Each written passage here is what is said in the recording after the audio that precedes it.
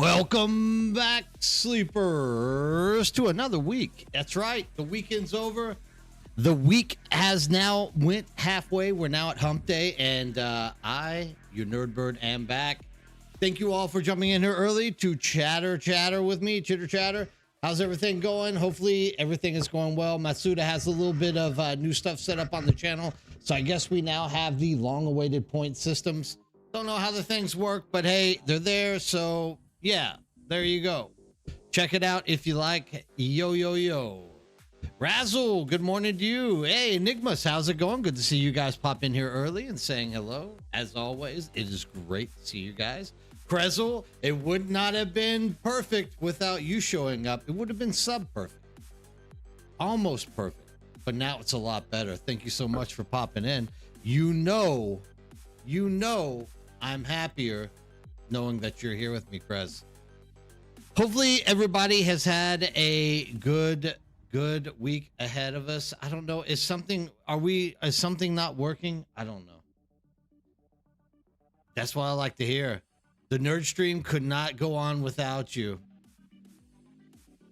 Popping these things open. Done.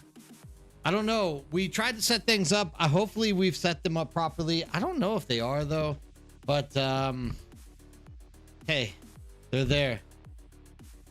I think we put it in the wrong spot too. I think we put it in like whatever sub level you are, you get to use those things. I don't think it works with the channel points. It's another night. You know how it is. Spiky Dragonfly, how's it going? Yeah, I mean, it's just gonna be what it is. You know, one day we might actually get this settled and figure out how to make these sub points work. Sure as hell not gonna be me. I have no idea how to do anything. Literally, Matsuda had to walk me through. Which brings me to the next point. Mongoose Fab, how's it going? Good to see you there. 3 fields only this week. What's the scam? Yeah, it looks like they have made it the perfect storm for PvP out in the deep desert this week, with everything like literally just crunched together, right? And it's literally like a 4-minute loop to go around checking on stuff. So if you are unlucky and you got a lot of bad PvPers on your server here in the final weeks before we start getting into the whole server merger thing kicking off, yeah, this is going to be one of those weekends I would recommend you probably just kind of stay home and hang out in Haga Basin. I tell you what, go grind out some slag. Go grind out slug. Go grind out some slag. That way you can have infinite battery power later on. I could have used you, Matsuda, and I could have used you like, I don't know, 1 hour ago. We'll hit you up on it next time. Just learning the process. Dude, I just don't know what's going on or what's happening inside of the Twitch. And luckily Matsuda is helping me out, because without him I would be nowhere, which leads me to my next little segue. I'd like to give a quick a quick shout out. God, I'm tired. I just finished the whole day of work now. Don't forget this. I want to give the first shout out to Matsuda, who is moderating for me on Twitch. Without him, I could not do anything. Great guy. We got Raven moderating for me on YouTube. So everyone give them a hand, thumbs up, icon, whatever it might be. Tell these guys thank you. They are making everything smoothly flow through the airways into the stream so that we can all appreciate and chat together in a nice, orderly, quick and efficient manner. Those were a lot of adjectives. And as always, join Nerdbird Discord if you have a chance, because we want you guys in there. We are getting back into Dune. Look, I'm gonna come out here and admit something, because I know I have been taking a slight break from Dune, playing other games. But I actually kind of felt the itch to jump in and play Dune today, so I'm kind of happy to be back here. Definitely, I felt... Well, there's Cranky. Oh, Cranky, you got the Sting emote. So, well, at least the emotes I put in work. Yes. You can't beat Sting. There's also Apollo Atreides if you're in there somewhere.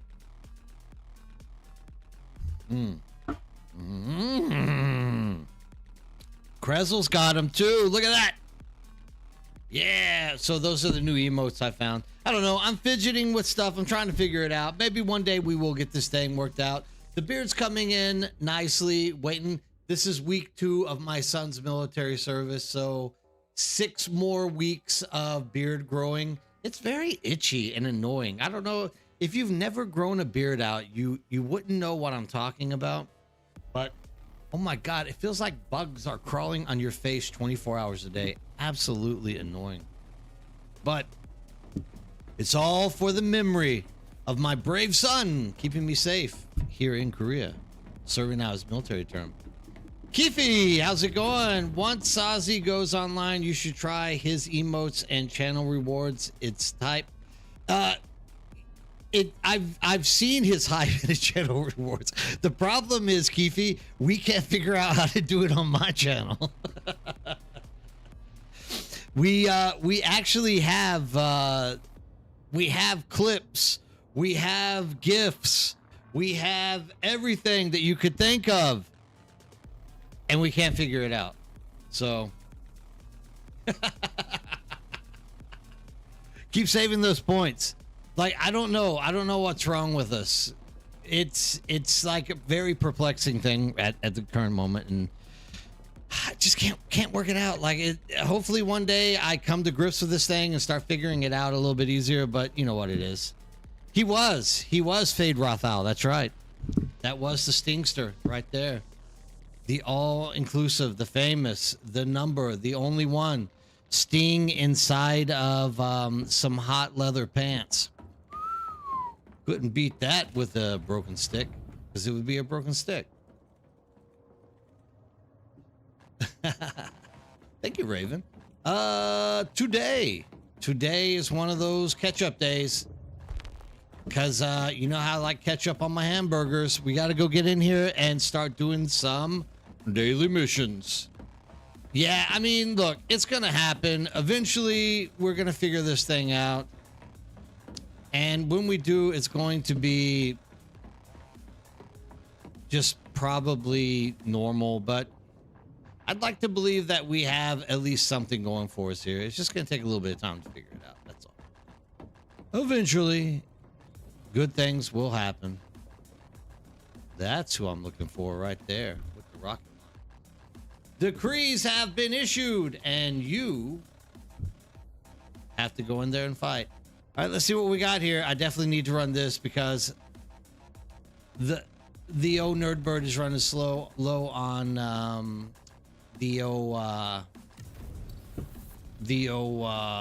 whatchamacallit, slag. I need to go run slag is basically what it comes out to being. We got 2 Blushing Caverns, so we might as well run those tonight, team those up. Maybe we'll get the slag in a minute. Do I got my... Yes, I do. I already have stuff to dump. What am I doing? Let me go clean this stuff out first. Let's land this bad boy on the first level so that we can come and go easily. I'm hitting F to get into the ornithopter. This is a Icarus mechanic that isn't working on Dune for some reason. Maybe they're not the same game. I don't know.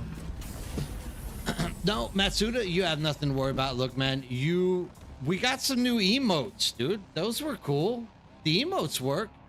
We just can't work out how to make the, channel rewards work.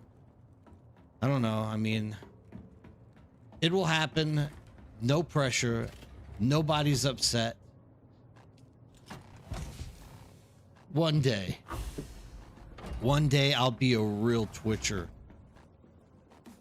That kind of sounds bad, though, being a Twitcher. Oh. Whatever, it works.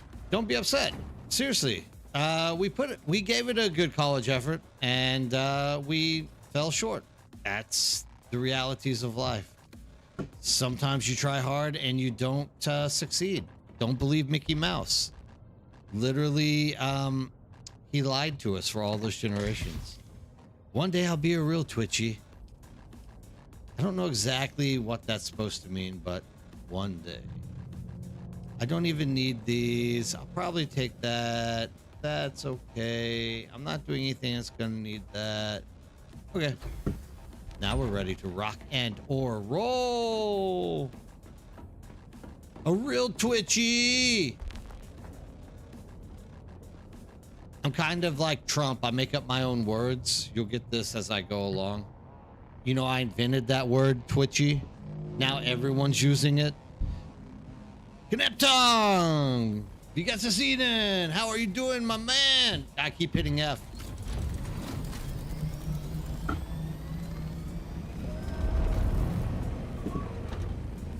Yeah, that's what I'm gonna go do first. Thank you, Raven, for that remembering. Oh, good. Or as an American would say, gut.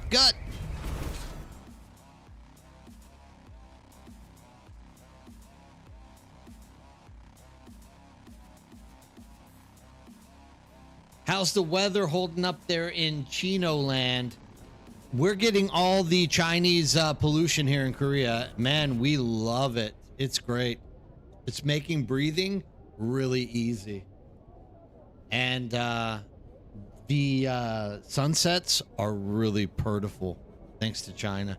China helps us out a lot. Just saying.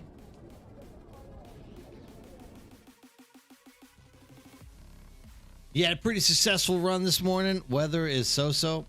A successful run doing what exactly? What were we doing that was so successful? I gotta know. Let me in on this storyline. Let me in on this Kneptong lore. That right there's a 5 o'clock coffee. Not gonna sleep tonight.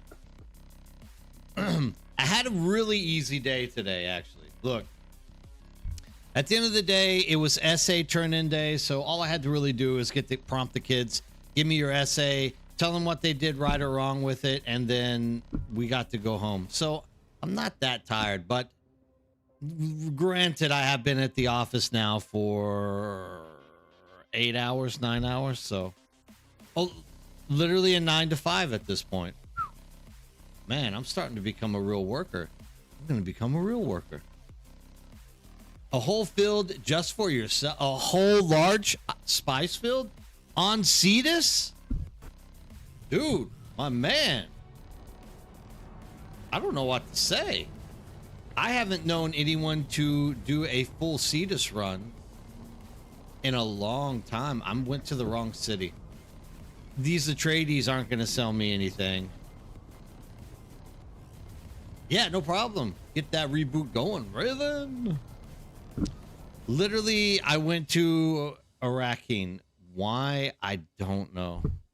I'm not one of those filthy Atreides. I'm a real boy. I play on the Harkonnen team. And now I get to fly across the map because of that. Yay!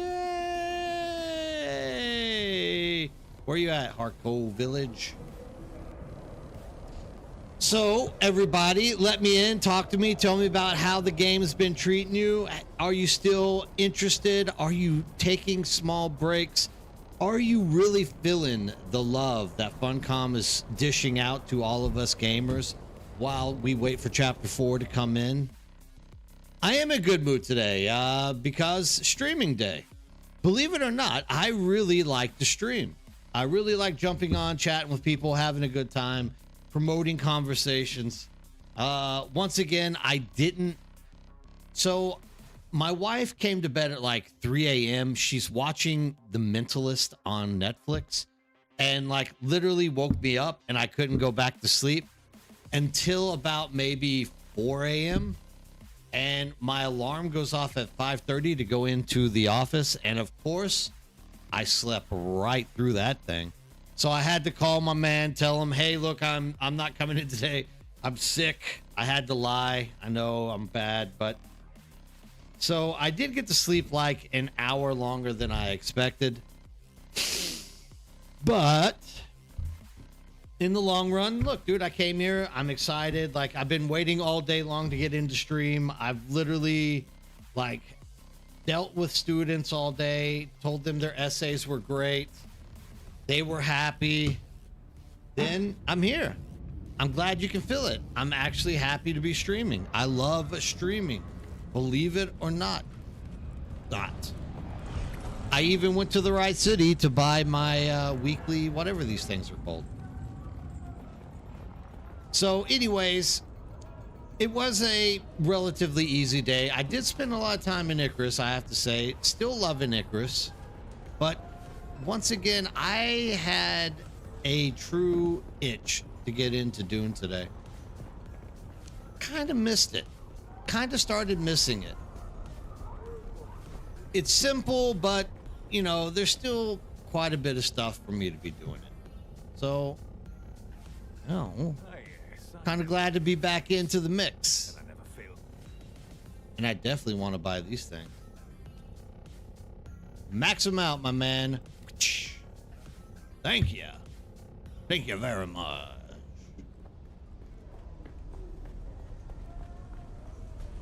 Can you? Oh, I didn't know.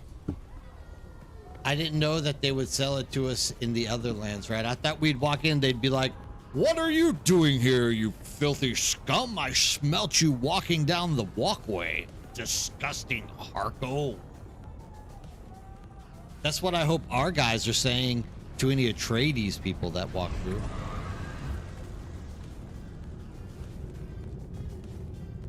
Oh, yeah. Man, I mean, we literally have 2 servers running right now on Icarus, by the way. Like, we literally have one for Prometheus, one for the original, which is, I forget the name of it. Anyways, we have them both going, so we are actually in both of the servers. And, like, it's fun. There's a lot of depth. There's a clear Olympus. Thank you, Raven.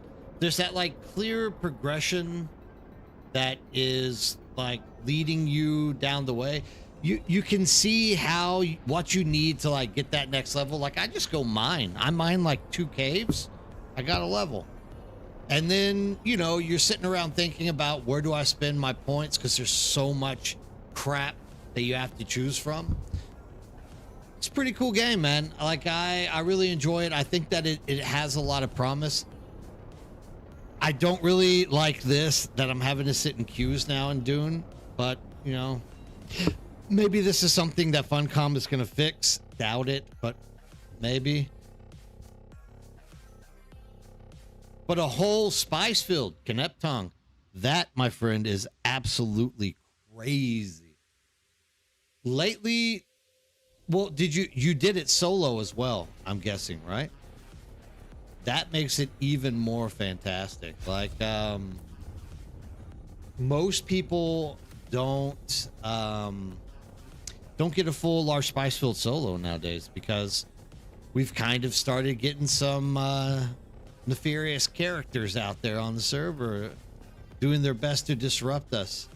Oh my god, my full suspensor belt's almost dead. This is going to be one of those days. I gotta go back here in a minute and get more. Loving the burning blades though. Let me tell you something. Thank you, Matsuda, for hooking me up with these bad boys. This is level 4 burning blades. If you've never used them, like, go finish that quest line, jump in there and do it. You are a redneck in your crawler. What are you talking about? Oof, I did a little bit early there. Okay, we're gonna have to do this the old-fashioned way. With magic. Magic.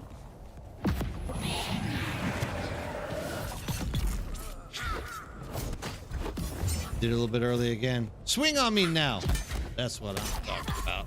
Ugh. Those animations are really cool with the dual blades. Loving it.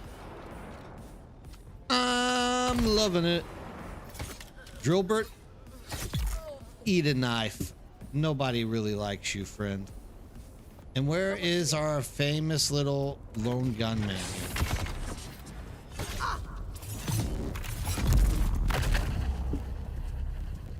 Okay.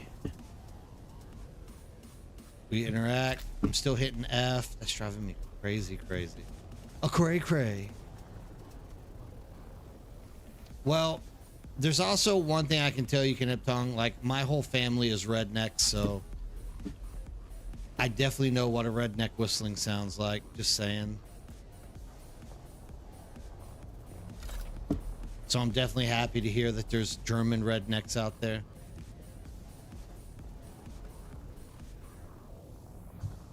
We're gonna take that. Take that!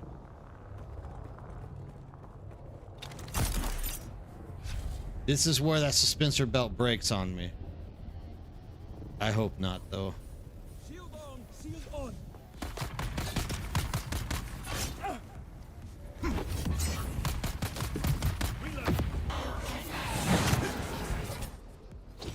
That's called skill ignore. It happens every once in a while.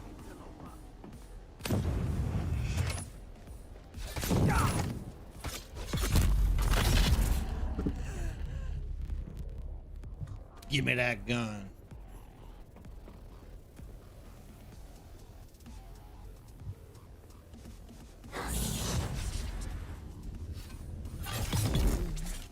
Why is it that they're able to turn their shield on?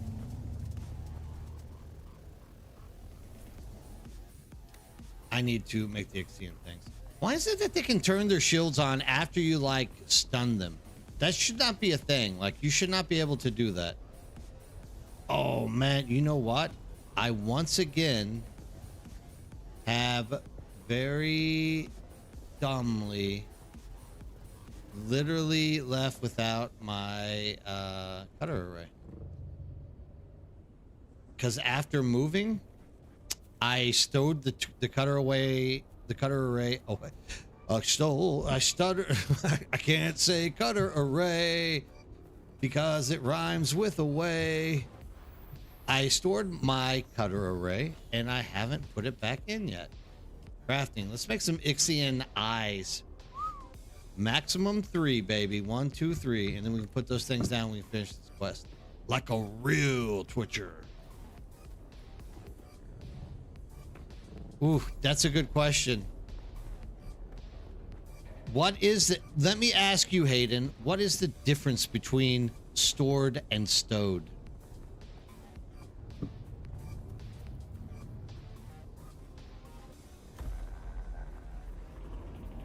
This is one of those questions that I have to know the exact definition of so that I don't get this wrong for you. I'm really worried about getting that wrong.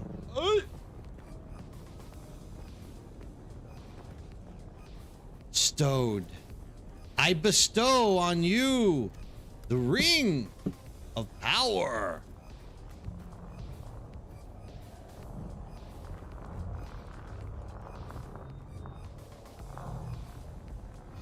Yeah, well, there's one thing I can tell you right now. I don't do anything neatly, so probably mark stow out.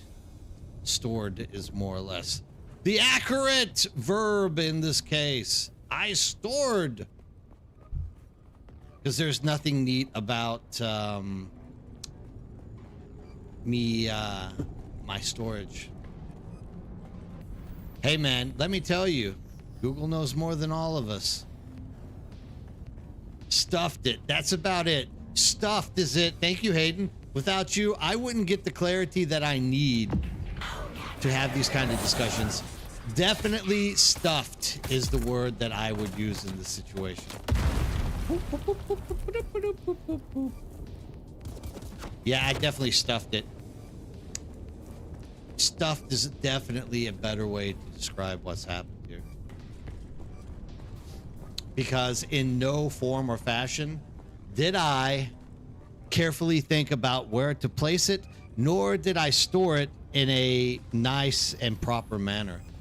I legitimately just threw it into something, so I stuffed it in. There you go. There's another verb. I threw it in there.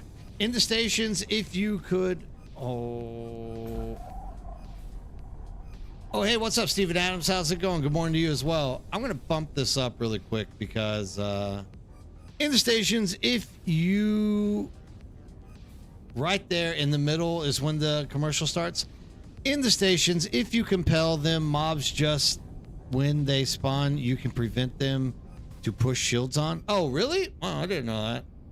Like, usually the second that I compel or slash Bindu sidestep them, there's always a shield on. I can't remember a time that they didn't. Once again, maybe they did and I just don't remember, but you know how it is. You know how it be, man. Stuff it. Stuff that, Hayden. Stuff it.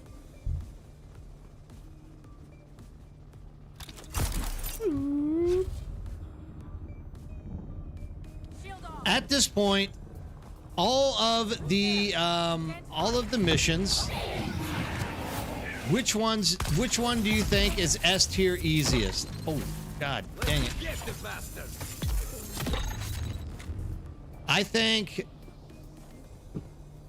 the wreck of Taiki is number 1, definitely. Have a coffee. It didn't work. Why doesn't it work? We put it in the wrong one. Dang. Now people are going to be redeeming crap and they're not going to get what they were supposed to get. That was supposed to be a cup of coffee, Hayden. Matsu and I are proof that 2 heads are not better than 1. Actually, it's more like 1.5 heads. Matsu 1, me half.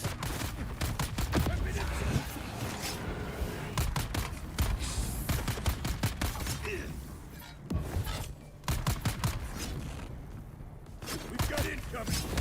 I'm out. I wish so too, but you know how it is, man. I mean, I think it's there for a reason. Obviously, there are a bunch of idiots like myself in the world that if we give control to the wrong people, like literally they will destroy us. And Twitch is like, we are going to prevent you from being able to do this. I mean, what? I mean, but what did we do wrong? We literally put stuff in the right area. Look, viewer rewards, power-ups, and channel points.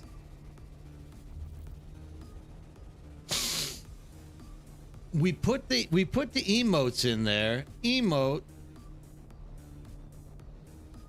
are there. Rewards.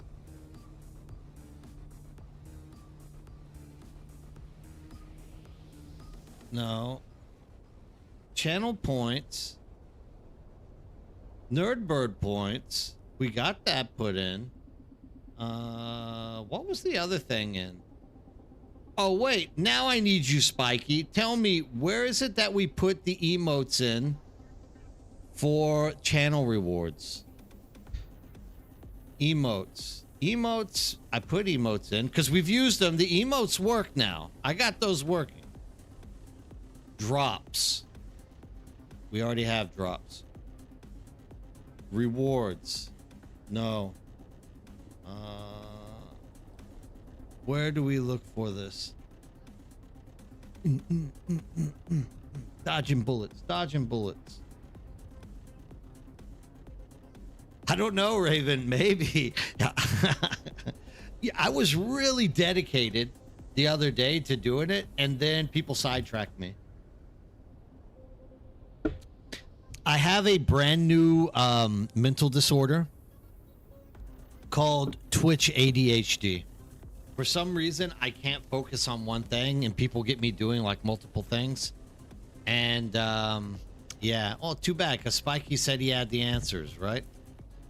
Just like Spiky to tell me he has the answers and leave me.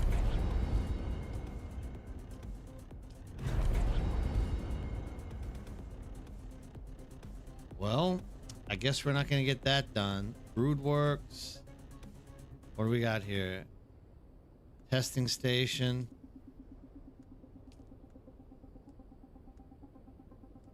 I'm just not. I think Broodworks is the worst of all.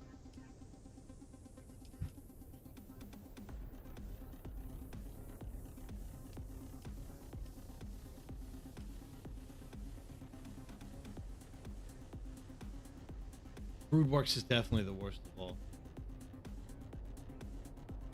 If I can go deactivate them, I can't remember where we put them in. In all fairness, I don't even remember where we put them in.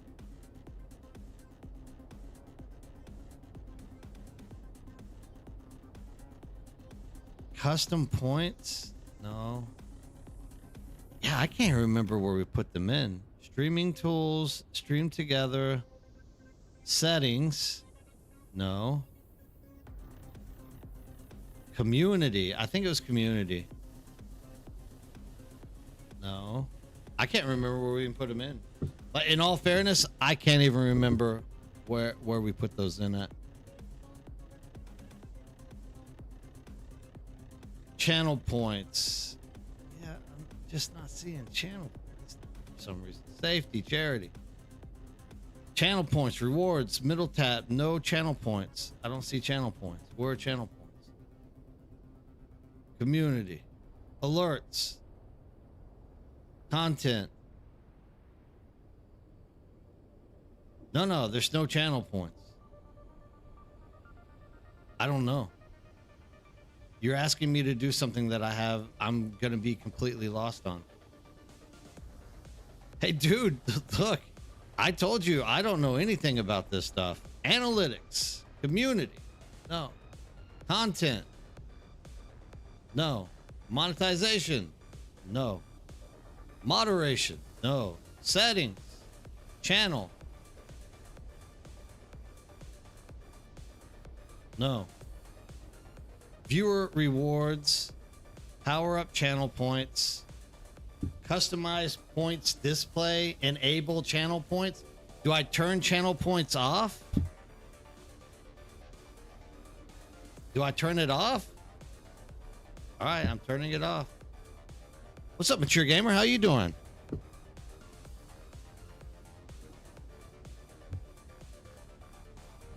Oh, awesome, Steven. Yeah, dude, I'm glad somebody likes those things. No, just the bottom one.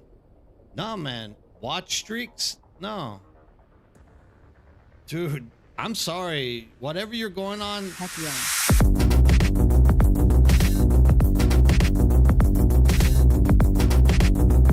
Thanks, Mature. I appreciate that.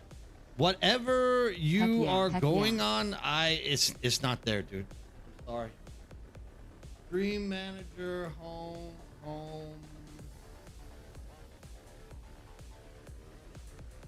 I don't know. You're putting me on the spot, so I'm literally just gonna keep fumbling over this. Gotta stop. I'm stopping, dude. I'm done. Fuck it, dude. I don't care.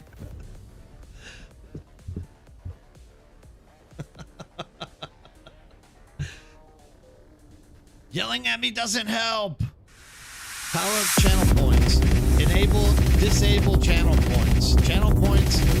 But now watch streaks are disabled. I don't want to disable watch streaks. Heck yeah. Heck yeah. Heck yeah. Heck yeah. Stream together. Creator camp. You should have known better than to expect me to get these things to work properly while I'm streaming. You should have known. Thanks, Holden. I appreciate that. You should have known that I was literally going to be fumbling over this left and right. Yeah, I can't figure it out. I don't. Serial testing station. Give me another.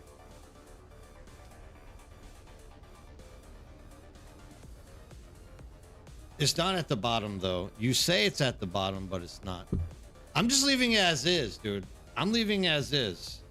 Because I don't know what I'm pushing. I don't want to push the wrong thing. Better to not push the wrong thing than destroy everything. Or sit here like going back and forth telling you that I can't figure it out. Because I can't figure it out, dude. I know nothing about Twitch. I need to learn. See, YouTube, so easy, right? YouTube, it's all set up. I don't gotta do anything with YouTube. You can even adjust things on YouTube easily, right? Now I can't remember what I was supposed to be doing. Dang it. I know I have one Taiki, so we're just gonna go over there. Yeah, I mean, YouTube, easy. Like, I got YouTube down. Maybe that's all I did really was, like, literally just did my best to learn YouTube and ignored Twitch. Because YouTube loves me more than Twitch does. All right? Let's just put it that way. That's why I'm in a queue right now. YouTube loves me more than Twitch. Holden, how's everything going today? I hope you are doing fine. And that was Mature. No, thank you, Mature, for that gift sub for Holden. That was very kind of you. I appreciate it. I'm sure Holden is also very happy that you gifted him a sub. You are the man, man.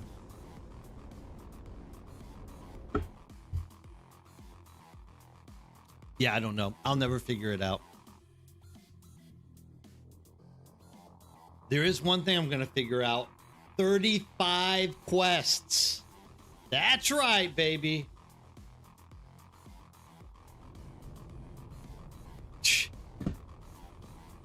I don't think so, my friend. For homework tonight, I'm gonna go home and sleep. That's the only homework I do nowadays. Or read freaking essays later. That also hurts.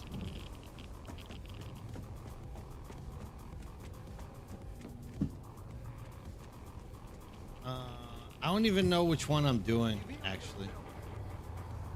All right, it's that one. I'm just gonna run in here anyways because I need the slag.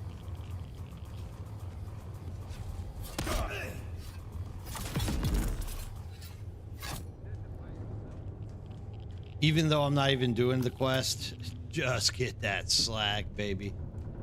It's worth it to just like accumulate slag as you're going nonstop. I hear that they took slag. They didn't take slag out of the big chest. Somebody lied to me. Someone has lied to me. We still have heaps of slag, just in case I am on that quest and don't realize it. I do that often, right? I hear you, but I'm not gonna stop running. Here we go, baby. Going up. Choo choo choo choo choo choo choo. Now I know there's no slag in that one because there is never any slag in that one. Really? You're gonna dodge that?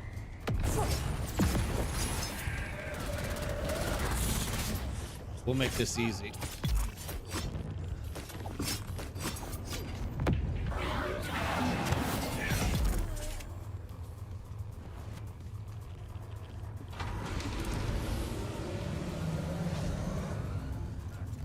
Shield on.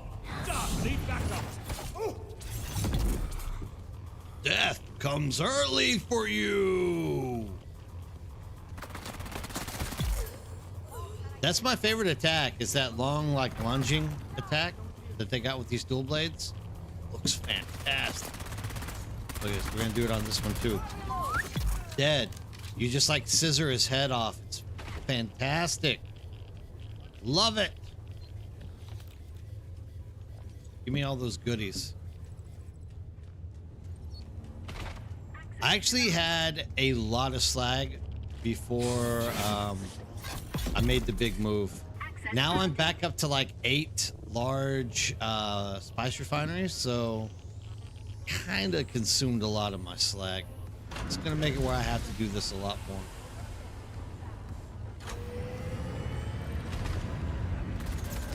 Thank you, Matsu. I didn't know you could do that.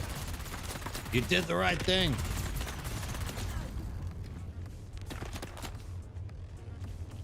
I don't know what we did. I mean, we even put channel points on there. So I don't understand how that went wrong. It's still just not making sense to me. Because we've literally even like inputted channel points. And the fact that you can't get your channel points makes 0 sense to me.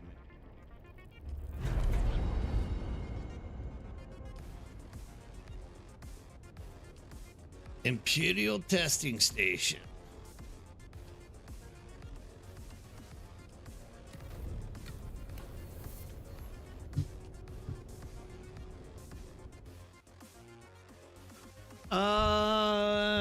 Thanks for asking, by the way, Steven. I appreciate that. Like I said, the beard's on week number 2. 6 more weeks of beard growing for my boy. He seems okay, but I think he got like a dose of reality the other day and like discovered that you know the issue? I mean, we can fix this thing. I just jumped in here. What's the issue? Talk to me. Tell me. I'm in creator dashboard right now. Yeah, I think I got a dose of reality and actually woke up. You know, when you're young, you're like fresh out of high school. You don't like know exactly what's going on around you. You're just like, the world exists for me. And until like reality like steps up and slaps you in the face, like you don't actually realize what's going on. You think like, everything comes to me for free. I don't have to do anything. And that is kind of what happened to him in week 1. And so he was kind of, you know, expressing his dislike for living in Korea or whatnot. And we were like, it's too late. The Korean government owns you for like the next 2 years. Like, there's nothing any you or us can do. Well, thanks, NeuroImp. I personally hate this thing. It feels like I have bugs crawling on my face 24 hours a day. I'm guessing at some point that goes away, I've never grown a beard. I usually get it to a little bit less than this, and I just like shave it off because like the itchy and the everything on it just drives me absolutely nuts.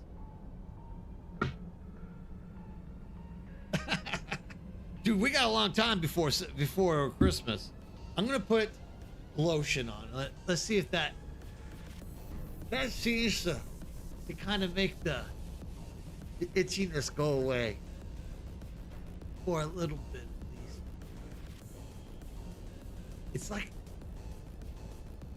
It's like human beings have 5 trillion whiskers on their faces. Oh, it drives me nuts.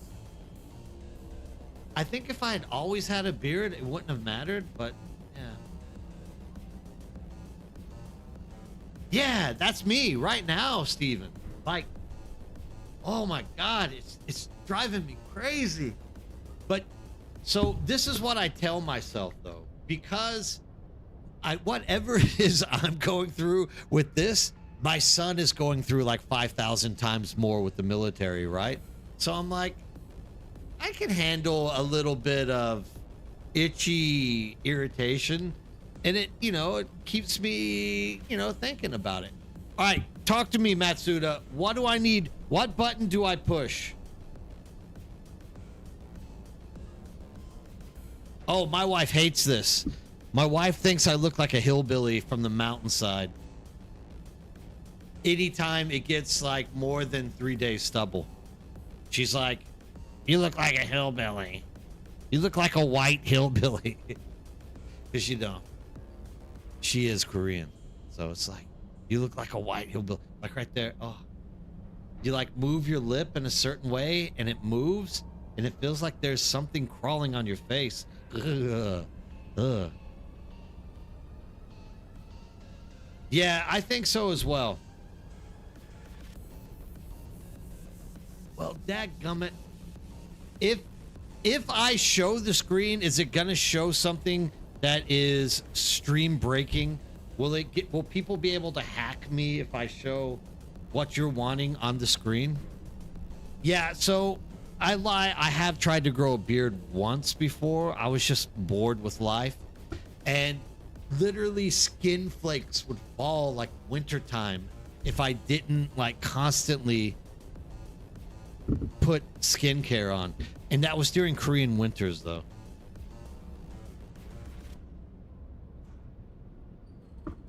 I think so too, Neural Imp. It's like it's a shock factor that literally like they're able to mold in the proper way. Yeah, okay, one more day. Yeah, it's definitely something about that age. Because, at least in Korea, right? They don't want kids to wait on joining the military. They want you there before you're 28. And they prefer you there like when you're 20. So there's definitely something there about the age that psychologically they know they can manipulate kids and like bend their thought patterns a little bit easier, I think. So yeah, there's definitely something to that. But I mean, it's like I told him. I was like, I'll tell you what happened. I know exactly what happened. So he is going to be a Katusa. Katusa is like a Korean soldier that is attached to the U.S. military. Their job basically is to like help U.S. military with Korean affairs, translation, dealing with people at front gates that are Korean who can't speak English, yada yada yada, crap like this, right? And so he's actually very lucky. It's the hardest position to get in the Korean military. Everyone wants it because you literally just get weekends off. You get all kinds of good crap by being a Katusa. And in order to be a Katusa, you have to make like perfect TOEIC score. And so you have to imagine the only Korean kids who can make perfect TOEIC scores come from pretty wealthy Korean families who can afford to pay for their kids to do English academies and learn how to, you know, ace the TOEIC, right? So my son, obviously I'm not rich. I have a job. That's as deep as I go with like the amount of money I have. It is not that much. So anyways, what ends up happening is he joins the Korean military, right? All the kids around him come from like wealthy or Korean families, and they're all going to like the best universities in Korea.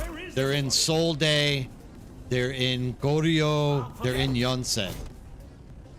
This is like the top maybe 5% of the Korean population. These are really smart kids. They study well, they do all this stuff. So what they end up doing is they're meeting my son, and they're like, you look different. Why do you look different? Oh, my dad's American. Oh, why are you in the Korean military? What do you mean? Well, why didn't you just move to America and skip the Korean military? What they don't realize is if he does that, he can't get Korean passport. He can't have dual citizenship. He can live in Korea, but he can't get a job in Korea until after the age of 36, which means he doesn't get a job in Korea ever. And we can't exactly afford to just like let him live in America and do whatever he wants. And I'm not going to put my kid into like endless debt in the university system in the US, considering we like literally can Korean education is very affordable compared to US education. So I think they like gave him the, oh, why are you here? And he was like, well, I don't want to be in Korea anymore. And we're like, son, you don't quite understand. You don't got a choice. This is what you got to do. We're proud of you. You're doing something that those kids, if they had an opportunity to, wouldn't have done. They would have just left, right? And you know, I think he understands now. Stream is lagging. Which one? Twitch or YouTube? Oh, well, you're on Twitch, so that would make sense. No, well, look, I've already told you I'm scared to bring my family to the US. Not because I think everyone in the US is bad people, but I am relatively worried about immigration and shit like that. And look, dude, literally I cried for like 30 kilometers uncontrollably to give my son to the Korean government, not because I was thinking about it. It was because like my soul was being ripped out of my body, and I started realizing I'm losing my son, right? So how the hell would I feel if ICE agents detained my son and shipped him halfway across the United States? I would be in prison probably. Like I would be assaulting ICE officers and shit trying to get my son back is what would happen. So it's like there's no possible way that I feel secure taking my wife or my kids to the US at this point, out of fear for these things happening. Full power.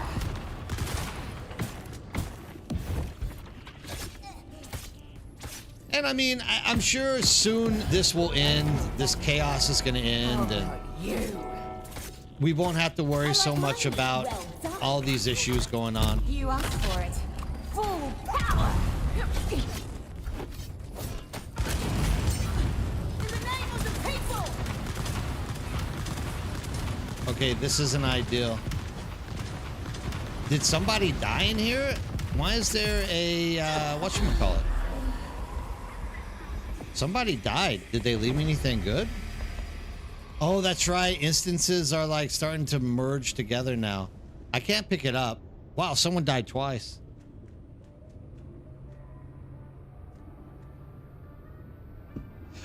what I can tell you is Korean military is a lot easier than U.S. military. 100%. The way I know this is the day that he called, we asked him, like, how is your drill instructor? And he was like, my drill instructor is a good guy. And I told my wife, Korean military is much easier than U.S. military. She's asking, why? Why do you think that? I said, I don't know anybody who joined the U.S. military who, when asked, do you like your drill instructor, says that they like their drill instructor. I don't know. Maybe it's just me not knowing. But it's also, it's this whole thing about it's required military service. So they know that these kids aren't all like mentally prepped for joining military and doing stuff. It just makes sense. They're not going to throw some hard ass in there to like beat them up for a while. I think they slowly move them into the system and get them to do it. Not only that, but he's also a Katusa, which means he's really just being trained to work alongside the U.S. military, more or less.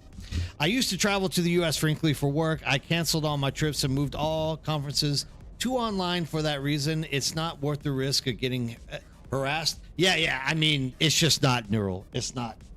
And look, this is what I can say. Short story.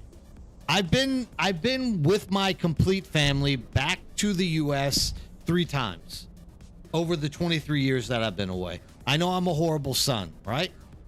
But it's like I'm paying 4 airline tickets to get my kids there for like 1 month. And once you're in the U.S., you're literally spending 4,000 or 5,000 U.S. as well while you're just like running around. You got to get a car. You got to get the insurance. You got to stay in hotels. You got to do all this crap. Yeah, you can stay with family, but it's just whatever. Okay. So both times that we've crossed by a U.S. Border Patrol, I love that. Do you love the new emote? The emotes work. I did the emotes, Matsu. Maybe I should do everything. I'm just joking. Please don't listen to me. I'm just joking. So the first time we go back is with my youngest son. This is like 2007. He's like 1 year old. We drive to Big Bend National Park on the west side of Texas, and everywhere 30 miles away from the U.S. border is a Border Patrol checkpoint. We drive into the Border Patrol checkpoint, and the U.S. Border Patrol guy comes up, looks in, let me see your passports. So we hand my wife, my son is using a U.S. passport. I have a passport, U.S. obviously, wife Korean passport. Hand it to him. And he's like, where's your wife's visa? And we're like, Koreans don't need a visa to come into the U.S. They get a 1 month tourist visa. Americans get a 1 month tourist visa going to Korea as well. We don't have to have a visa. You can show up, you get a month, and then you have to leave.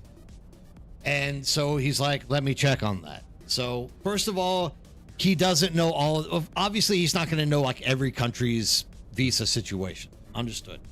But he goes, he checks on it, comes back, and he's like, whose kid is that? And I'm like, I'm not being a smartass to the guy, but I'm like looking at my wife going, what kind of question is this? Like, there's a man and a woman in a car with a child that looks half white, half Asian in a baby seat. I mean, who do you think it is? And so, he's our child. How did he get a U.S. passport? I'm a U.S. citizen, per se, the passport I handed you. And then he's asking, Keefe, you're going to get that refunded, I think. That's Matsuda is going to be refunding. I don't know. We can't get these stupid emotes to work. And so we literally basically have to explain to the guy that we are married. We have this child. He was trying to get us to admit that we were smuggling a baby across the border from Mexico. And it was like, oh, all right. So there is the first instance. Second instance, exactly the same thing happens, but I have 2 half Korean kids in my back seat and we get the same treatment. So my experience with US Border Patrol is far from being pleasant.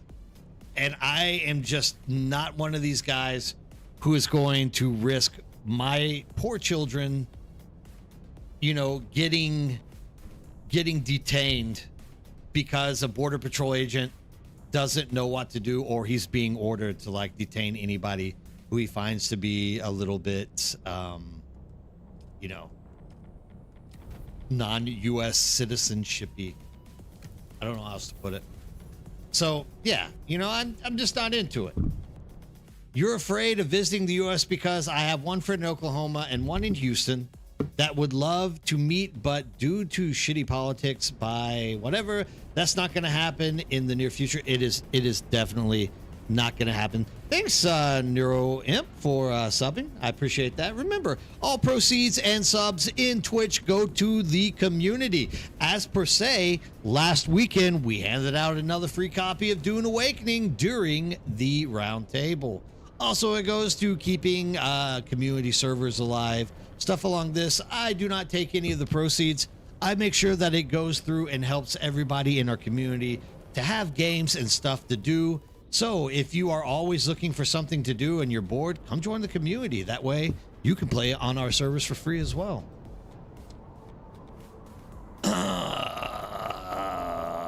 Probably not tonight. No giveaway tonight. Giveaway was on last Saturday. Maybe this weekend we'll have another giveaway.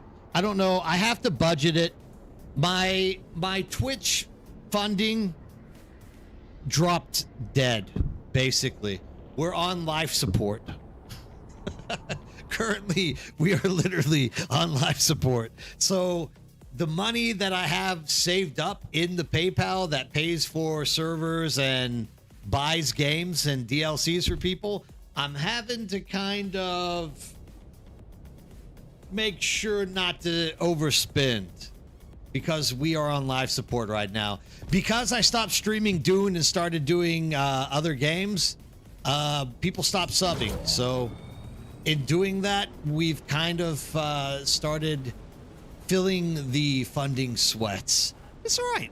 It'll come back around. I'm a likable guy. People like me, I think. And I think we'll end up working this stuff out. But yeah, maybe this weekend, on Saturday, maybe we'll do that again. Hey, Keefe! I know where you watch streams. I know where you watch streams. Bob, what's going on? How's it going?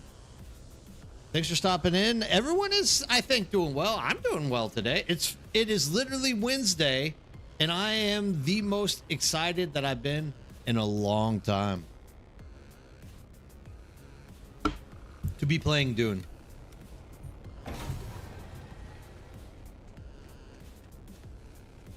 My biggest issue here is catching up with the weeklies because I've kind of fell behind. Kind of fell behind on the weeklies, so now I need to do a lot of weeklies. Get these things caught up.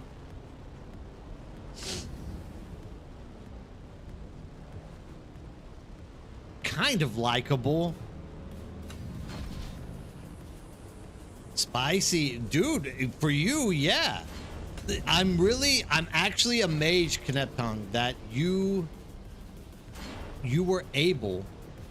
The reason I stopped talking there is I swear I said amazed, which is like spice melanged with amazed. I made another word by accident. I am like really amazed that you were able to. That's just like my brain, like firing off neurodes and shit ain't working properly. I'm actually really amazed that you were able to do that solo. Like, dude, literally people have been complaining about the gankers popping into the server a lot lately. So, kudos, man. That's absolutely fantastic that you're able to do that, dude. and an entire large spice field to yourself as well. Like, that's crazy. That's a lot of spice. That's like, what is it? One large is usually like 3.5 centrifuges for me. So each centrifuge is 5, 10, 15. That's like 17 to 18,000 spice melange. Do you have the large spice refinery? If not, bring it to me and I will just hopefully one day somebody who watches my stream makes the Nerdbird Urban Dictionary for me. And then like we can all have laughs about it when I'm 90 and I can't remember who I am or like what planet I'm from. You know how it is.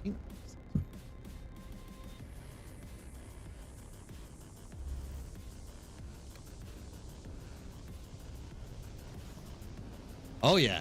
Well, no, Krezel, you have the strong initiative to win. That's what I like about you.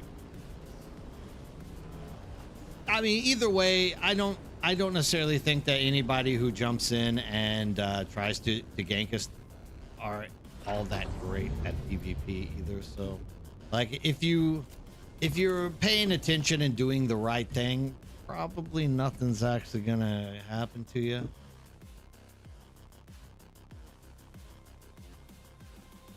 Yeah. So, okay, cool, man. That's what I like to hear.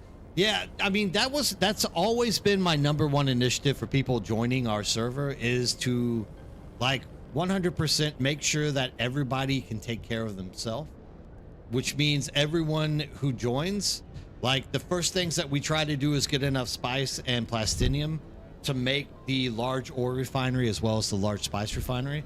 And it's like, once you can do that, it's like, welcome to the server. You're free to do whatever you want. Like, you can take care of yourself. That also includes like the carrier and the sandcrawler as well, right? So, yeah. And I mean, everyone's doing it.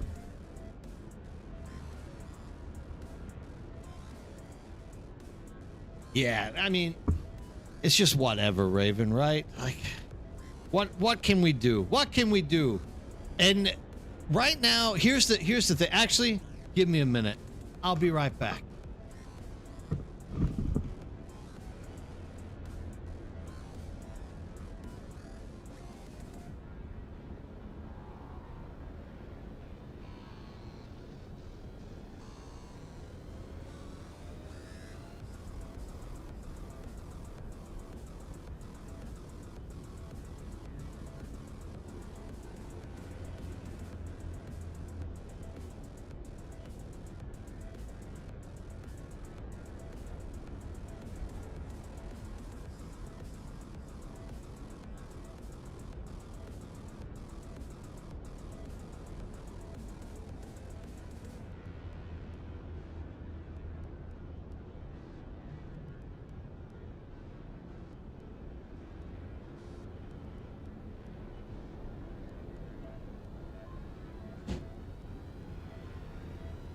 Still in queue? Are you kidding me? These queue times are killing me. All right, so here it is. With mergers on the way,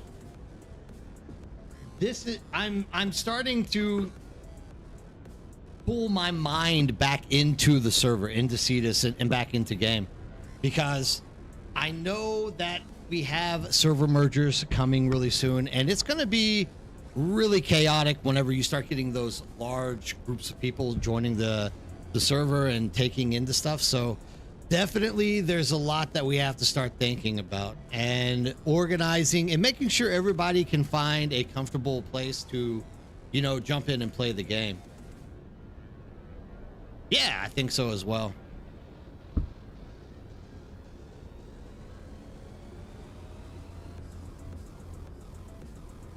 Steven, you stopped playing Dune about 5 months ago? Really? So now I'm back and I have to grind all the stuff again and again and again. The return package help as I was given one of each of them for my tunes. Oh, awesome. Yeah, I actually, look, what is with these queues? Holy crap, I've been here for like 2 minutes. That's like a 2-minute queue. Imagine what's going to happen when you have 400 to 600 people on your server. I hope Funcom is really thinking about this. Like, this is kind of excessive. But yeah, the return packages that they give, I think, are pretty generous. And they give you the stuff you need to like really build the stuff to get caught up. So I think they do a good job with those. I like them as well.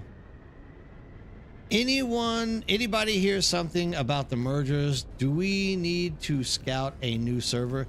Not Cetus. Our server is still alive for the moment.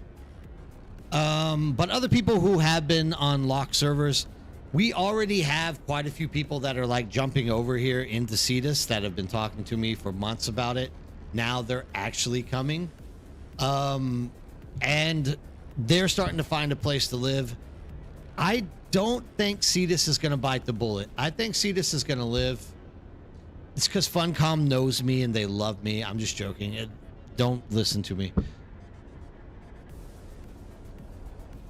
Yeah, dude, it wouldn't be. It's pretty substantial, the amount of stuff that they give you. I get the long load times when doing overland stuff too. As I play my own private server, I thought it was just G-Portal rubbish. So this is just like a server issue.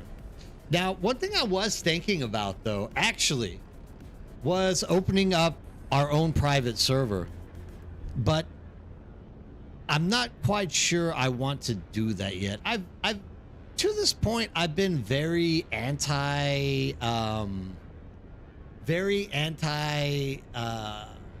serverish, just because I don't like the way that it goes, where you don't have control over the deep desert. So I'm definitely a little bit kind of reluctant to jump in and get our own server for the cluster, but at some point it is possible that we do get our own cluster and people can just move into a private. If it gets to be too crazy, that might be the best option for us to do. But I don't know yet. There's a problem with the new zone since path updates. I don't know if you've noticed, but there's loot on the ground. Yeah, that's it, Razzle. Like literally the last thing I just ran was legitimately someone had died 3 or 4 times. I don't think they're updating this. There's no way we are still at 41 people on Cetus. I don't think this is right. Not because I'm like overestimating Cetus, but because it's hard for me to believe that only 41 people are still playing on it. I think we have more than that.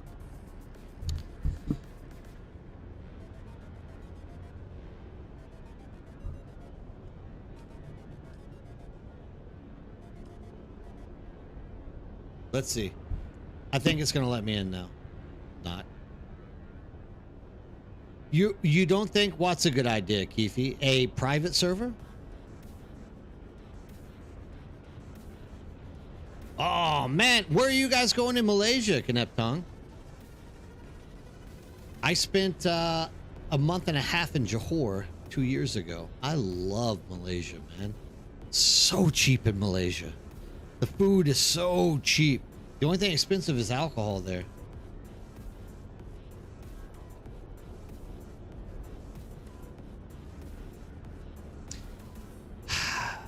The only reason I'm talking private server, it feels like bugs are crawling on my face.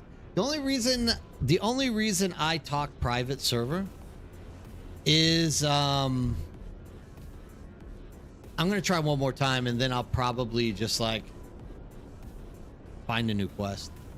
The reason I talk private server is primarily if it gets so chaotic, so laggy, so unplayable because the regular servers are so jam-packed and like so unplayable, and enough people are like, we don't care about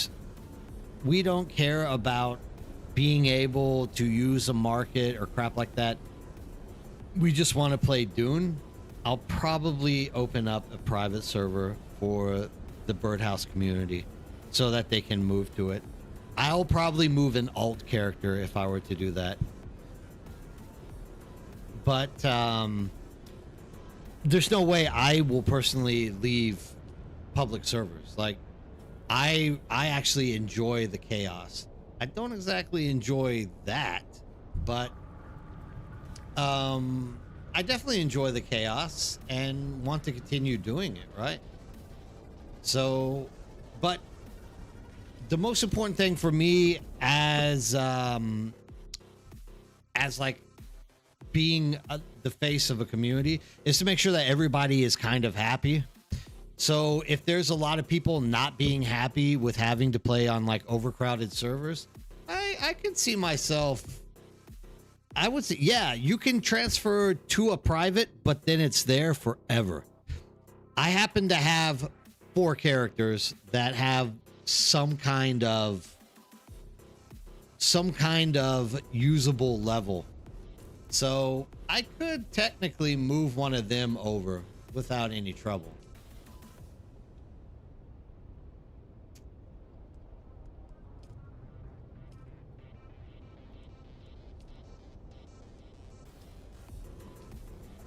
I guess we're doing the Brooding Caverns. I got 2 Blushing Caverns, right? But yeah, you can transfer to a private, but then that character is forever on a private server. It can never be moved off of that private server that you move to. Oh, KL is a great place too. Actually, I don't know if you met Yui, but Yui's, she comes into Discord every so often. She's from Chile, but lives in Canada now. And her brother just married a Chinese Malay girl. And they were literally in KL last week. This is probably the right time of year too. I think it's the dry season in KL. Kuala Lumpur, very nice city, dude. Look, when I was preparing to go to Malaysia the first time, you get a lot of like fear mongering crap. Like, there's a lot of Muslim stuff there, and you can't do this, you can't do that. But I mean, like, they say like you have to sign an agreement saying you won't eat pork in the hotel, and it's just like, you know, who brings pork to the hotel to begin with? Like, who brings pork chops to the room to have for a snack at like 3 a.m. So I'm not really worried about it. It's like pork and durians. Look, dude, I'm even in queue here. This is getting kind of out of hand. Like, what was this? You would, Keefe? No, I mean, look, dude, it's not like you can't find pork products as well. It's like Korean food is 90% like pork barbecue. You can find it everywhere in Malaysia. So you can move public to private. They've already said that. You definitely can move public to private, but you can't do vice versa. You can't go private to public. Once you're on private, you're there forever. That was this was the whole thing when character transfers started taking place. That was like the hot ticket item that everybody was wondering about. And they came out and said, you're more than welcome to move to a private server with your character. And then everyone was like, crazy. Can we move from private to public? And they're like, no, that's not a possibility. But we're thinking seriously about making this a feature. Now I can't get into Blushing Cavern either. I mean, is this my game loop waiting in queue now? What is going on with this? I really gotta know. Are you gonna go my way?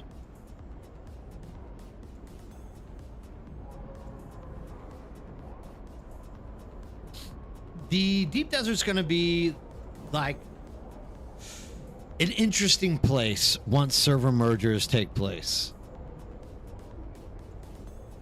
Yeah, dude, I mean, you can get whatever you want in Kuala Lumpur, dude. Like, The only thing about Malaysia that really is unattractive is the alcohol cost, because obviously they tax alcohol out the wazoo. You know, another country that's like this that I've heard is actually really nice to go to, believe it or not, is Pakistan.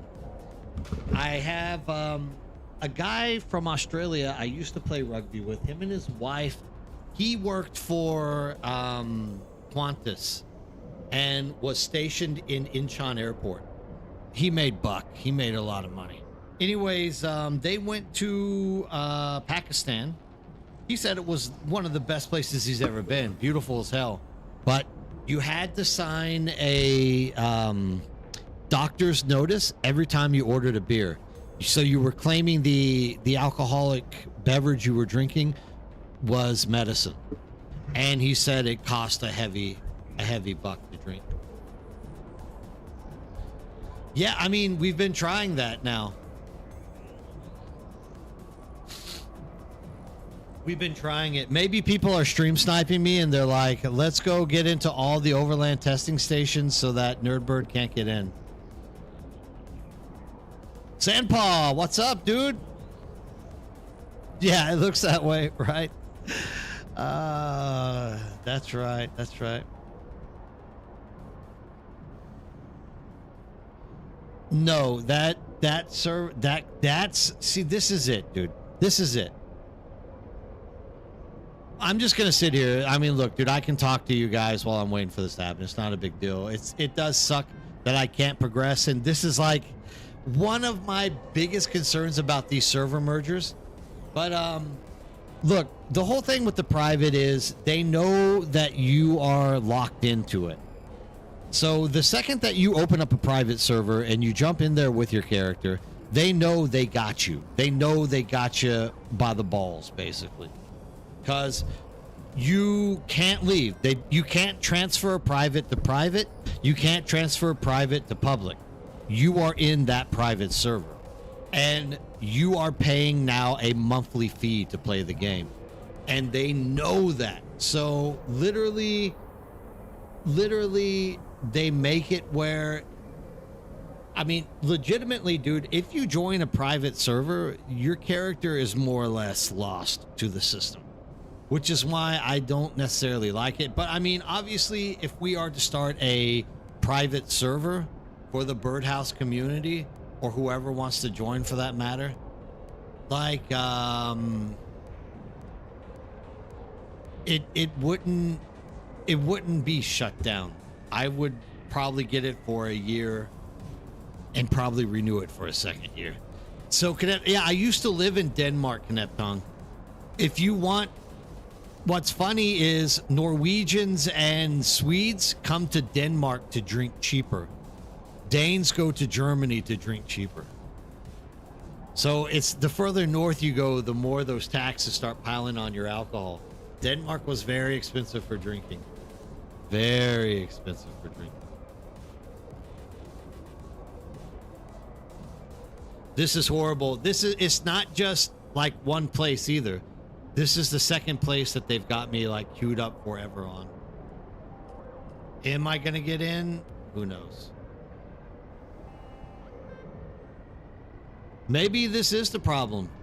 Maybe I just go run and get slagged from stuff and do quests another day.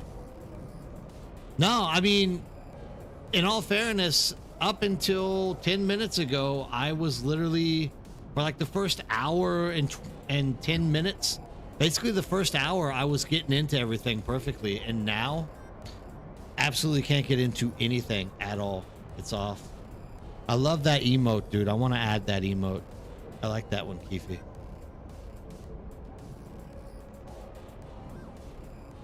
I mean, at this point, there's only one thing I can actually do here. That is go and just go get slagged from the shoal. Like, there's nothing else I can do. I can't get in to do any quests. That is the best emote right there. Harco side.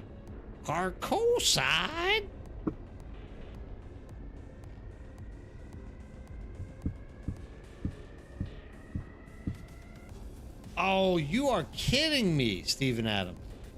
You have to enter a password to get into the deep desert? Every time you go to the overland. Oh, man. Yeah, but why? It's not like, oh, I guess somebody, because you still have the server cluster, maybe. Huh.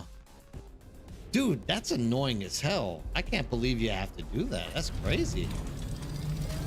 Ooh, look at that spy. Someone get the sandcrawler out.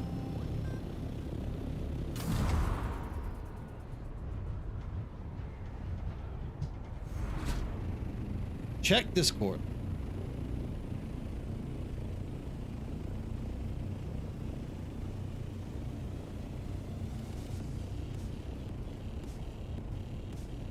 How do I add artist? How do I get artist? Does it say? I think that might be able to access the emo section that way. Worth a try. You add role artist. How do I add artist here? Community, roles manager, Matsuda, artist. Done. Editor, lead moderator.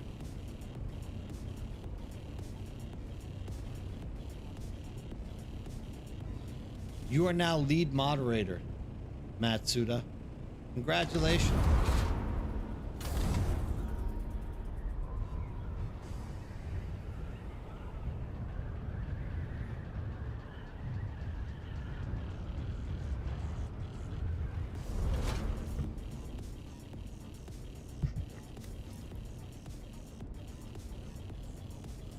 Done. Thank you, Raven. Yeah, dude, that would be a tad bit irritating. We have nerd face emotes, believe it or not. We actually have that. Matsuda said that we had to have them as well. I was kind of against it, but can't say no to Matsuda. Shield ready.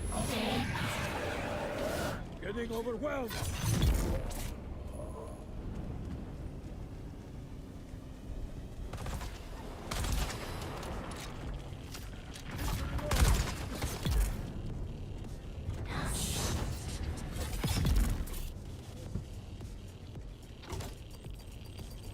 Yeah, we actually have nerd face emote. Believe it or believe it.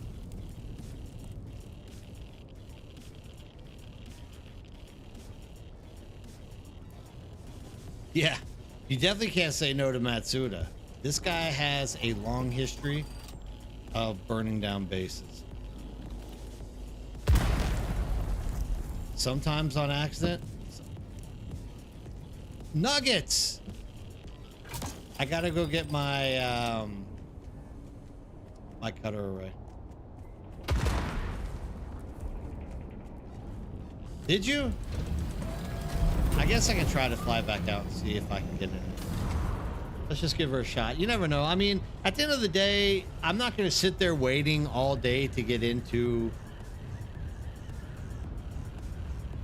Look, if it's going to be that, this is what I'm saying. Like, if it comes down to like a 1 hour wait because there's 600 people on your server to get into the Blushing Caverns, like, I'll just open up a private server for people to play on, because at least on that private server you probably don't have like 400 500 people playing on it, maybe, but I don't know. That's a little bit extreme. Even the amount of time that I was waiting to get in, a little bit extreme. I think there might have been just a server hiccup at that moment. We'll see.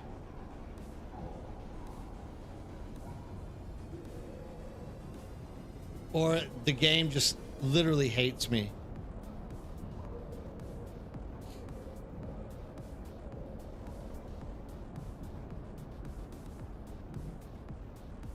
Jake Creation, you say, here is a hot one. Immersion.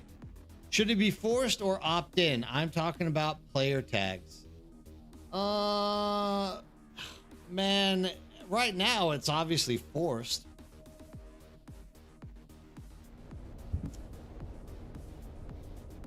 I would personally like to see player tags because we are currently in a war of attrition, and we need to be able to know who is who so that we don't literally go and shoot the wrong people looking for the right people. Oh man, I don't know if it's gonna hold up. God, I love playing on a foreign country server. There we go. So in terms of that, like, I'm all for name tags, all for them, but Funcom says there's no way in hell they are ever going to give us name tags. So right now that's forced upon. Your experience: I had my lunch break. I flew to a big space field. I arrived at a pristine spice field, started farming, got attacked. Immediately, nothing to gain. I tried to chat and talk with them. They knew they could hide their identification if they didn't say anything. They knew they could abuse the hidden player tag system and destroyed my carrier without repercussion. Funcom, they abused the HI player tag system. I mean, technically Funcom is going to tell you that's exactly what they anticipate the game to do. Like, Funcom literally says multiple times that is more or less the way they want the game to be played. So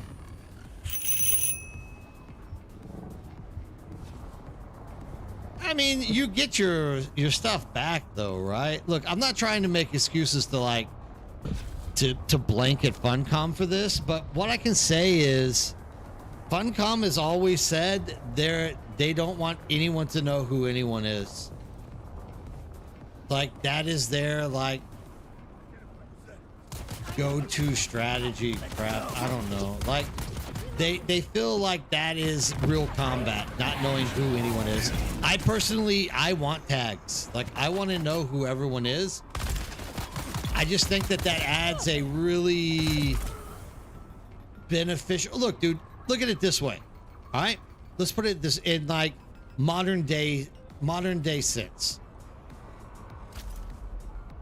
If you are in the modern military, contemporary military, not in like future space where you can jump to another freaking planet by the mind power of a fish evolved human who like swims in spice. When you go into attack formation, you have a radar that literally tells you where everybody is and whether they are bad or good. This is like 5,000 years before Dune. More than that. This is like 20,000 years before Dune. So, I mean, look, I would even settle for like a little tracker radar system, like mini map, that would tell me who is good in my faction, who is not in my faction. I would even settle for that. But I mean, come on. It's not really destroying immersion to let us have name tags. And it allows you to like coordinate and do stuff in ways that are like strategic. We do need uniforms. We color our stuff. There is no opt-in for player tags. If they introduce it, everyone will be forced to use it socially or by the game. Agreed, Astron, 100%. Jake is still salty about the carrier he lost because he didn't see a scout entering the pit. Jake, even if it's a game, I'm not laughing at you, Jake. I'm just laughing because we got to figure out who. Maybe Astrum is the hijacker. Who knows? Jake is still Jake, even if it's the game, we're not going to get wings or bikini cosmetics. Okay, let's say that they add name tags. From how far away should you be able to see the tags? 1 kilometer?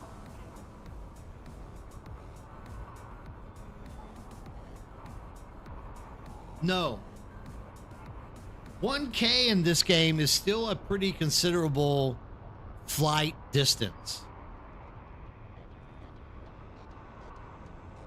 I want bikinis too. I think my chick would look hot in them.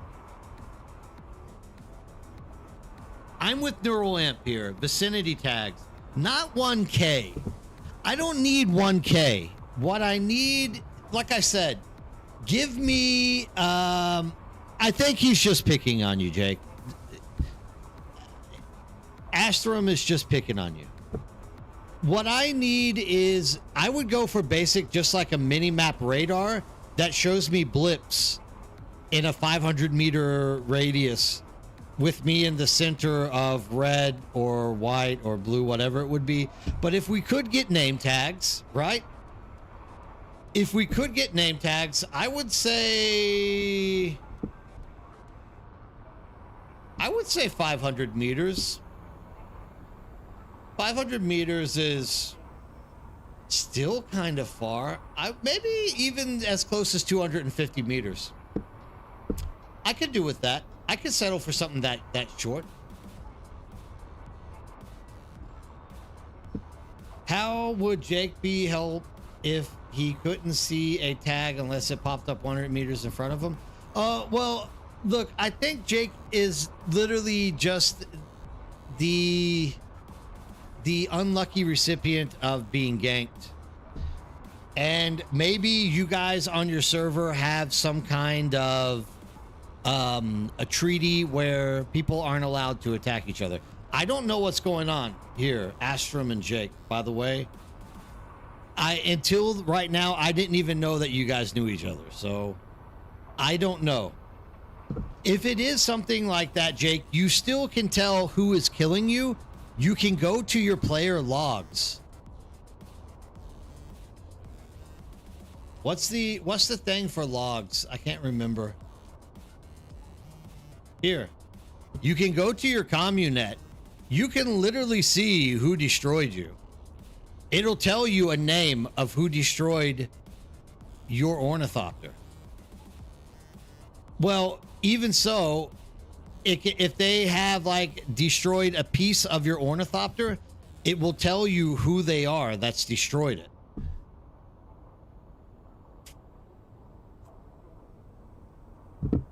I don't know.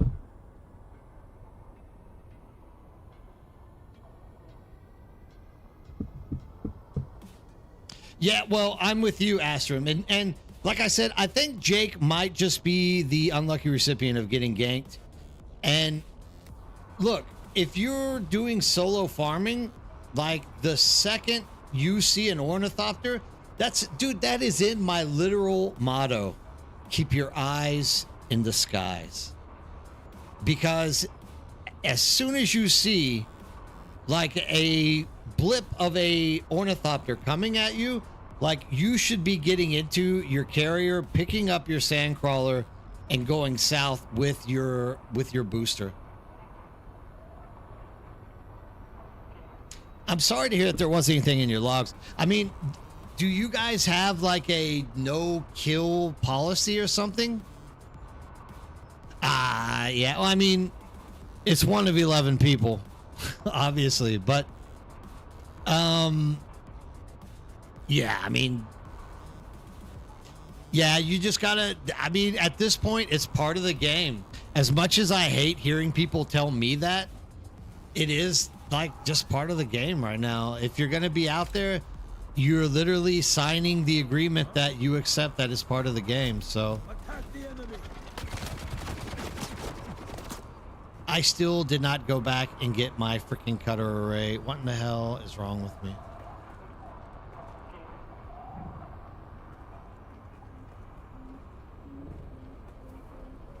Well, let me tell you, Steven. And Steven says the reason why I set a private server was because I play with my old man. He has arthritis in his hands and cannot move stuff well, so I didn't want him getting ganked by sweaty players. The reason why we pursue our server to like protect people is the same reason. Like, we know there are people who have trouble functioning day to day with physicalities and crap like that. And the solution is like, we fly out there, we try to protect them, and we try to make everything go smoothly. People tell us that we are like aggressively trying to control the server, but we're like, technically you can do whatever the hell you want on the server as long as you're not ganking farmers that don't really want to fight. So anyways, Jake, come play in Cetus, dude. I can't promise you Cetus will be perfect for solo farming, but I can promise you that at least you could probably get us out once or twice a week, and we'd be able to like fly in and help you.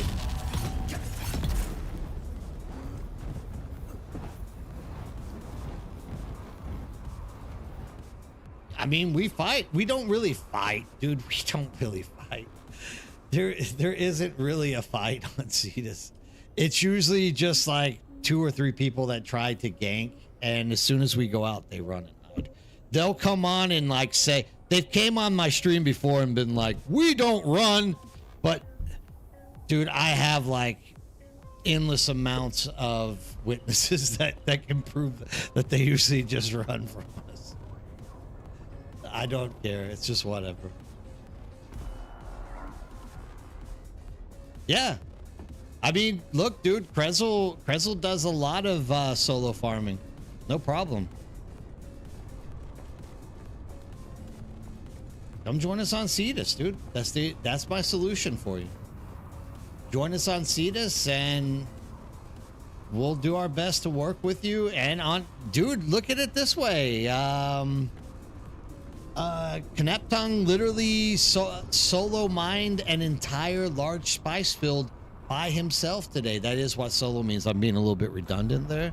So this is a public, this is the 3rd largest NA West server. So it's still possible.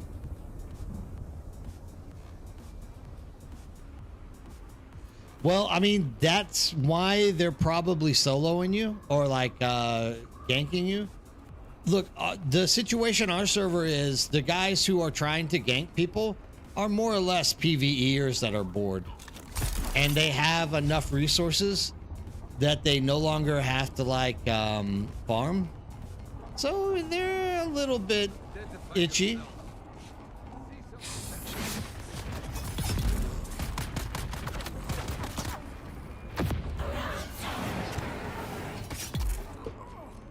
So for sure, that is the situation at hand. Like, the majority of people ganking are just bored with nothing else to do. And they don't have to farm, so it's one of these like bad situations where it's like, I can do to you and not have to worry about you doing to me. Because I don't have to farm, so I don't have to worry about you finding us and ganking me. That's kind of the situation that's happening right now in the game. And you know what, dude? For the last 4, I literally had a guy come into my Discord last night in private messages and were talking to me and saying, I'm glad I listened to you 4 months ago when you said if you're not out in the deep desert, like, trying to get every resource and get rich, you're making a mistake because it's only going to get more and more difficult. And I mean, it's legit. Like,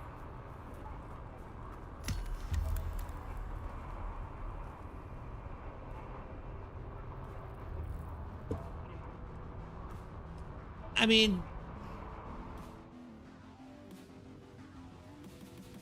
I don't know. I'm sorry it happened to you, Jake. I can say that much. I mean, once again, come join us on Cetus. I mean, it sounds like you have a small server that you're going to have to abandon anyways because it's going to get locked down. I mean, if you only have like 11 people on that server, just make the move now. Come join us.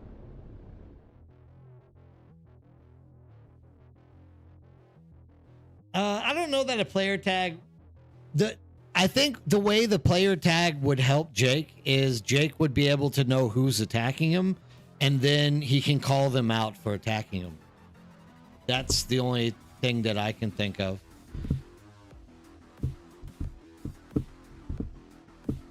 So not...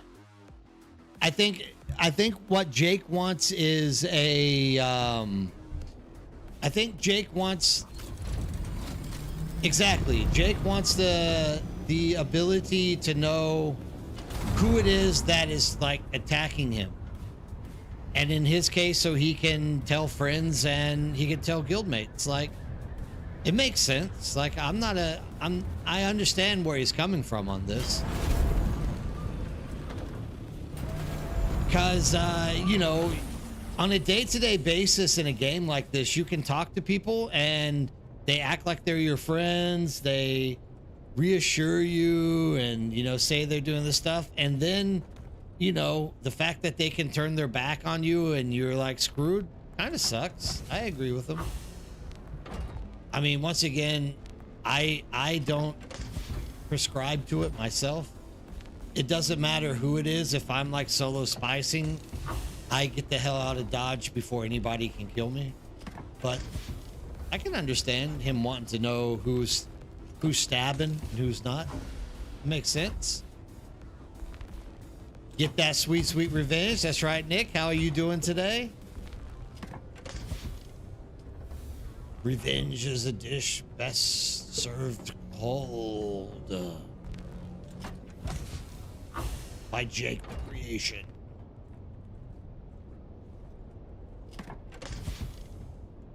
There's my gutter array.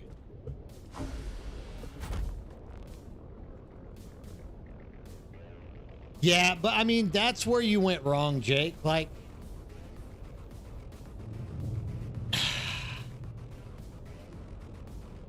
I get you're trying to like express your intent and you're trying to explain that you're not aggressive and you're wanting to know who they are, but that's part of the game right now. Like, literally, if I don't want you to know who I am, you're not going to know who I am. And that's more or less what's happened to you here. So kind of sucks for sure, but to the same degree, like, that's kind of what is happening in the game, right?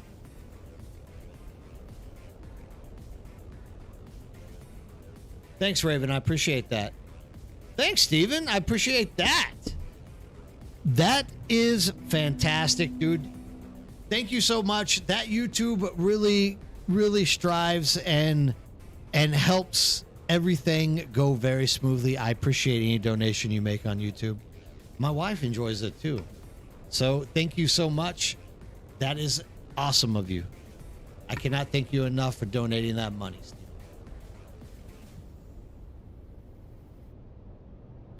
That's why I don't shy away from killing farmers. For example, last week we had 3 opponents creating a huge PvP fight. Meanwhile, their guildies were farming in the other instance.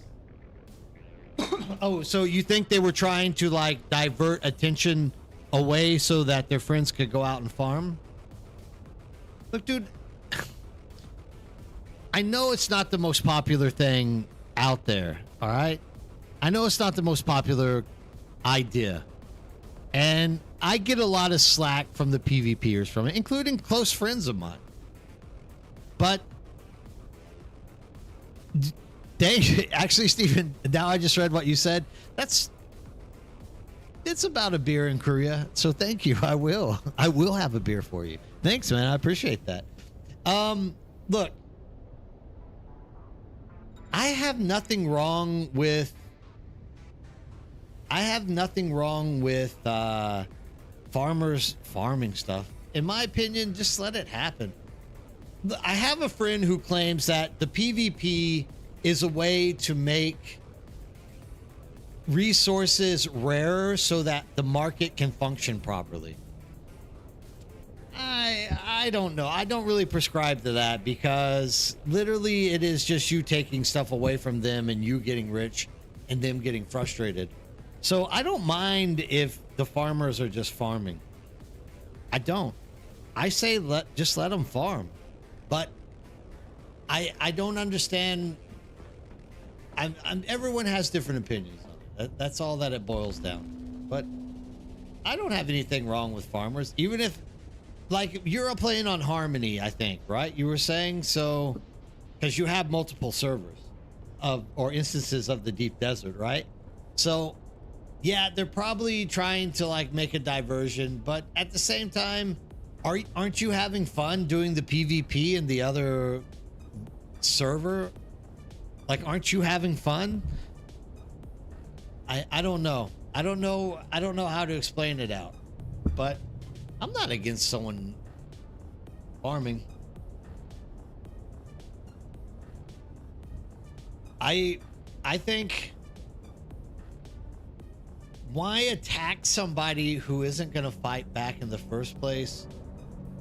Or they have a disability, or they have, you know, an issue which might in the long term affect them. This is the way I go, but everyone's different. Farmers stay farmers. Also, who benefits from their farm? I mean, in all fairness, we benefit from their farm. Because look, every game I've ever played that is similar to Dune Awakening in this strategy, right? every game I've ever played like this, it ends up being, all right, look, here's a great example. I had JP in my roundtable the other night, and JP mentioned Myth of Empires. Myth of Empires literally has full loot drop PvP, and they have zerging in their maps. They have all kinds of stuff. They have different instanced maps. You go and attack those maps. You fight for stuff. There's all kinds of great stuff with it. But literally, those farmers who sit there and farm all day long put all their goods on the market, and the more that people are farming, the more supply and demand becomes unequal. The cheaper shit gets. The more you as a PvPer don't have to farm because you're allowing this person to do the hard work for you. All you got to do is drop some coin so that you don't have to go out and farm.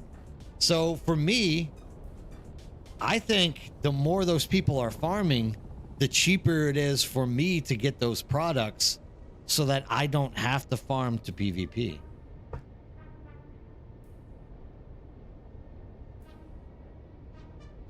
Well, Jake, so you said that you had a person who was kicked out of the guild and he started attacking everyone that was farming. How do you fix that? You don't. That is a pissed off. Look, dude, I've been in Last Oasis and killed a guy in front of our base. And the dude literally sat on top of our base for 9.5 hours on VoIP, talking shit to us through VoIP about how he was going to murder us, our families, and shit like this because we killed him in a full PvP game. So we would go outside, we would kill him, he would come back and sit there and VoIP through our walls about how he was going to come and kill our families in real life and shit. There's just nothing you can do about those people. They literally, that's within inside the realm of the game's mechanics. You just got to deal with it. Yeah, dude, there are people who get fucking pissed off, man.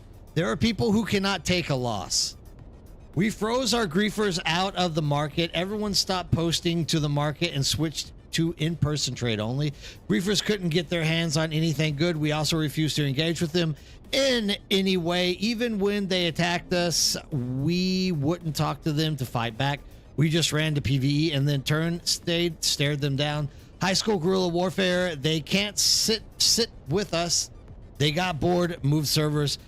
Dude, I've said this from the very beginning. The first week that we started getting people pissed off or by getting ganked, literally I was asking, were you farming solo? Yes, we'll stop doing that. And I was like, I know these guys. Like, literally, it's all you need to do is go out there with like 2 or 3 people protecting you. Split the spice. Who cares? It takes longer. You don't get all the spice. But look, you get 4 people out there, they'll stop attacking you. And they stopped attacking us. Once they figured out that the 3 guys protecting would start shooting back. What happens now? We blow up their ornithopters. They get pissed. They run to an island with a tier 5 ancient way, and they're like, come and get me, come and fight me, come and fight me. And we do like you guys do. We're like, no, we don't want to die to a tier 5 ancient way. We got you out of the air. You're not attacking our spicers. We win. Done deal. That's the way you have to play the game. You got to know sometimes like denying fun is what winning the war is all about. Yeah, Astrum, it's very scary that people exist like that, but I have yet to find a PvP game where people like that do not exist. I mean, dude, you should have seen me in the old days on YouTube. Once people on Cetus discovered that I was playing with Death Guard, even though I wasn't attacking people, I was a pure PvE farmer, more or less. Like, I did go out and fight, but it wasn't, I never ganked. We would go out and run testing stations, and, you know, you land and people were in there, we would go in and fight them. Fair game. It was multiple of them versus multiple of us. But once they determined that I was in Death Guard, like, I started getting very, very aggressive messages and comments left on my YouTube. They were like, they were saying very, very mean things to me on YouTube. And then they would be like, no, that's not us. Your YouTube just sucks. And it's like, oh, okay, obviously it's you guys. Because no one else is saying anything. There's only like 13 of you that constantly like rave on me like this. So there's people like that everywhere. You just have to kind of work around it. If you have an active market, what am I? Maybe. Not all servers have, though. Those farmers might supply PvP guilds exclusively. They just don't have tags. Yeah, I don't know. I mean, I have my own idea of what Funcom should be doing with their markets. Whether or not they'll ever do it, I don't know. And that is, they should have regionalized markets. But, Marpet, I was waiting for you to pipe in on this, Raven. Thank God you did. By all means, I have 3 carriers and I recover the carriers. Yeah, exactly. Somebody posted that in YouTube yesterday. Once again, on the medium spice-filled video that I put out on how to do mediums. And once again, he did not realize that you could get your carrier and your sandcrawler back after the worm eats you. So there's still a lot of people that don't realize that you don't lose anything at all. SASFUM. 100% regionalized markets are great in other games. It stacks, it goes regional, it doesn't, then it's server only. Yeah, well, I don't believe that a 400 to 600 person sample size is large enough for markets to stabilize and work inside of this game. I think you need to have thousands of people in order for markets to function properly. Well, the only reason, Omen, that things hit billions is because gold farmers. And once again, as I mentioned in the roundtable in like the opening and towards the end, Funcom is finally now starting to like ban these people. So I'm satisfied that this is happening because, look, dude, gold farmers are in every game, but they just destroy shit, dude. Like, it's not even the gold farmers necessarily. It's just the people that dupe. Hey, what's up, Obsidian? How you doing? Good morning to you as well. It's more or less the people who are duping. Actually, I don't think I saw one gold farmer get banned. I think they only banned dupers.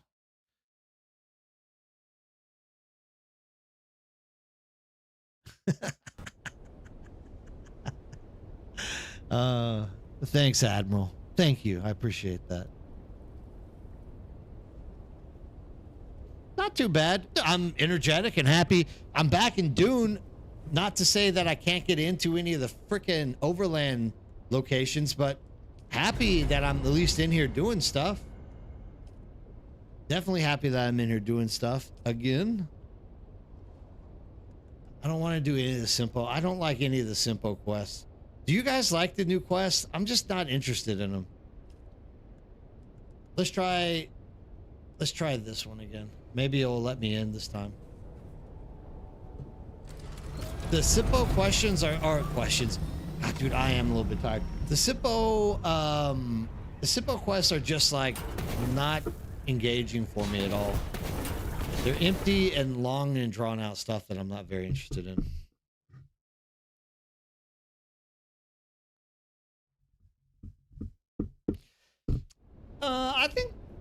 I think gold farming will still happen.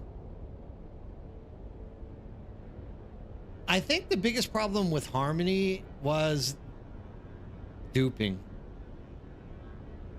I don't know. I mean, are we keeping a poor family like fed, or is this just some prick with like 80 computers who is literally like farming out shit to make like lunch money or something? Like, we don't know. Thanks for joining. You will not be disappointed. So like, we just don't know, right? It's I don't know what the outcome is with it. This is just not working at all. It's not letting me in to any testing station. Oh, I got in. Yeah. Yes. Right as maybe I need to talk more trash, dude. What needs a proper boss fight, Nick? What are you talking about?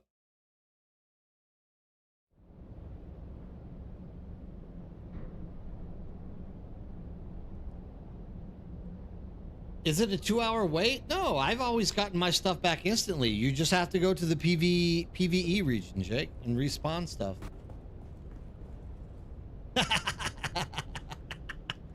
Right? Right, Astrum? I had to prove my purity. Purity proven. You shall pass.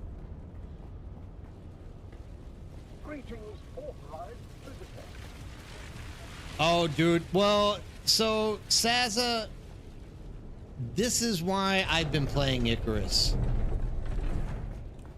Like, dailies have definitely kind of worn me thin, but I try not to fall too far behind. But yeah, I mean, they're the same quests. Sure, they are putting new quests in, but the new quests they're putting in aren't really feeling that lively. So I'm not exactly feeling the love for questing either anymore. But you know, I'll at least try to knock them out once a week. If not all 35, I'll just try to do some of them, so I'm not like completely missing out. Need reinforcements?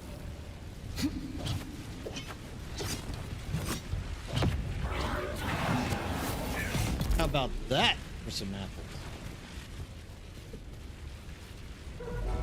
Jake, nice, dude. Level 10 is where it starts getting really tough. Level 10 is where the pressure comes on for sure. I'm happy to hear you finished it. That's the other thing that is kind of off is there really is no reason to do anything over like level 40.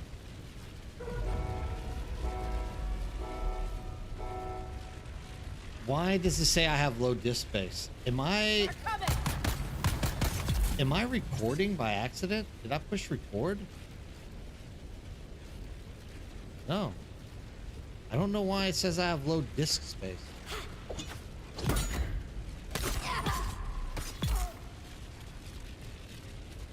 What am I doing wrong here? No. Maybe.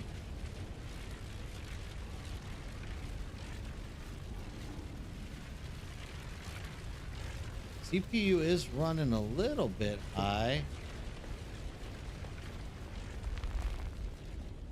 Not that bad though. I don't know. I'll have to check it out. Hey, what's up, Sazi? How you doing? April is here. Oh man, you should see outside right now. If I could take my webcam, we're now getting the what are they in English? Cherry blossoms. We now got the cherry blossoms coming in. So like everywhere is just beautiful white flowered trees in Korea. Man, April's awesome.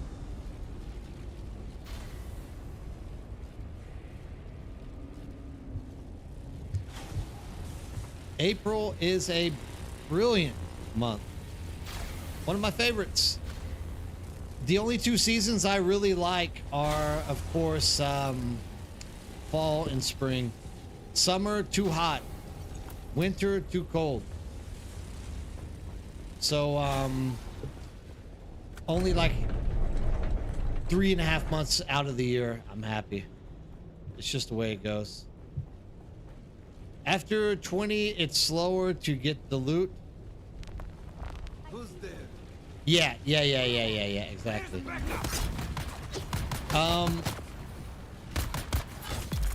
I mean, outside of the fact that you are literally just like trying to prove to yourself that you're able to do higher level stuff, kind of the testing station's kind of spread a little bit thin.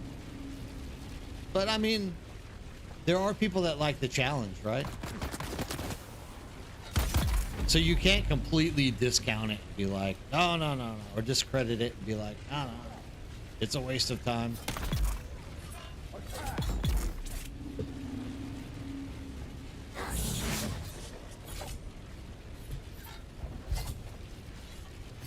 Just die already.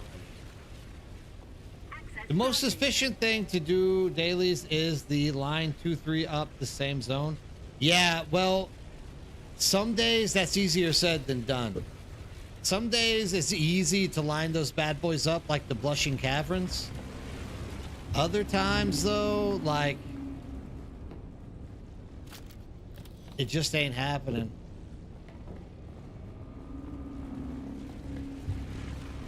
It just ain't happening.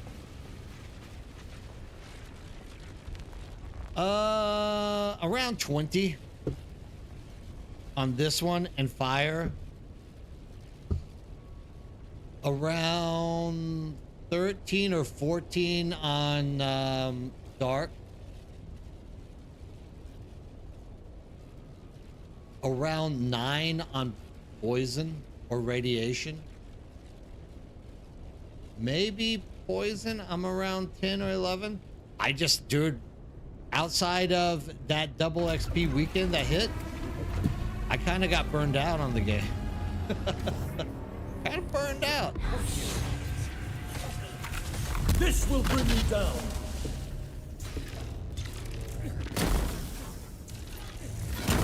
Need another man.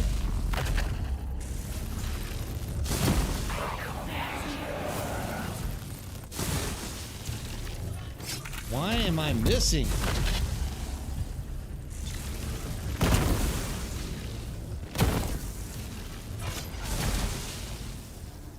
Holy crap. All right.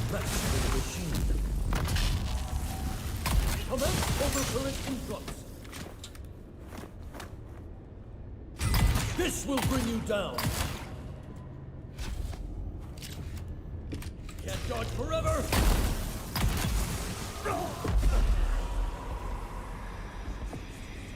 So, not too deep, Admiral. Not too deep.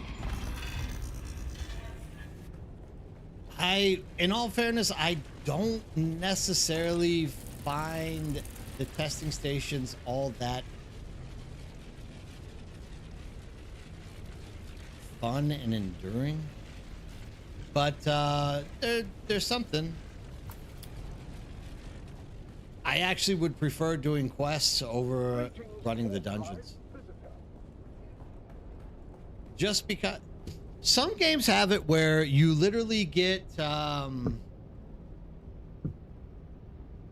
oh dude, that's up there, you're getting there. Some games have it where, like, I get WoW's a good example of this. You start out with like the lower level dungeons and they have certain mechanics, and then the higher you go, the more the mechanics change, so you have to like adjust to like doing things. And I think that would make this game a little more enjoyable if like it wasn't just the same thing over and over again. They need to revisit the loot structure, and they plan to with April's patch. I'm excited to see 3.2 on the PTC ASAP. I'm excited for you to get in there and see that, Sazi. I don't know. Maybe this is the thing. Maybe it's time that I go in there and grind out a character on the PTC. Look, I just don't want to do all of these quests and things over again on PTC. It's just not enjoyable for me. So I'm always happy to have you, Sazi, to do these things, so that I can bounce what's going on off of you. It's better you having the intel, the inside, than me. Is that what should be here too? Higher difficulty, not just bigger numbers, but new mechanics, new boss phases, different room setups. Yeah, well, this is the other reason why I'm not so big on the dungeons themselves. God, it feels like I have bugs crawling on my face. I hate a beard. Sazi, you have a beard. How do you handle it? Drives me nuts. So here is my other big gripe about why I don't necessarily like the testing stations. My whole thing is doing group activities, and I was really hoping that people were going to be more inspired to do four-man dungeons or four-man testing stations. I really like doing them. I like it's not only about like being able to run through them to get help, but I like the camaraderie behind it. I also like being able to sit around and bullshit with people and have fun while you're playing. You know, player A dies so you can pick on them and joke with them. You guys get through the whole thing. At the end, you got the boss fight. Everyone's coordinating together. Everyone's talking. Everyone's high-fiving after you kill the boss. And yeah, I understand you can do that, but Steven Adams hits the nail on the head. That four-man is literally a 1 hour plus activity that isn't fun enough for people to want to do it. So remember, before chapter 3 launched, we were like really trying to get people to come and join us and see this, so that we could get groups together to not only, you know, get that camaraderie that I'm talking about, but also under the suspicion that we would be able to help people go through these dungeons that don't necessarily have the ability to do it themselves. Me included, whatever. But, you know, as it turned out, the vast majority of people only want to go solo or duo. And I remember when chapter 3 launched, we literally would have like 3 or 4 people in Discord. You know, you could tell they were wanting someone to help them get through stuff, but nobody wanted to do it because of the way that they ramp up the difficulty via numbers and more difficult mobs. So that was the biggest disappointment for me out of this whole patch. I'm not saying it's a bad game and I'm against it. I'm just saying that that was like what really kind of killed me with testing stations more than anything, is knowing that I'm not able to run with larger groups of people and help out as many people as I possibly can. Not only that, but when you finish a 4-man dungeon, it is that much harder, and the loot is exactly the same.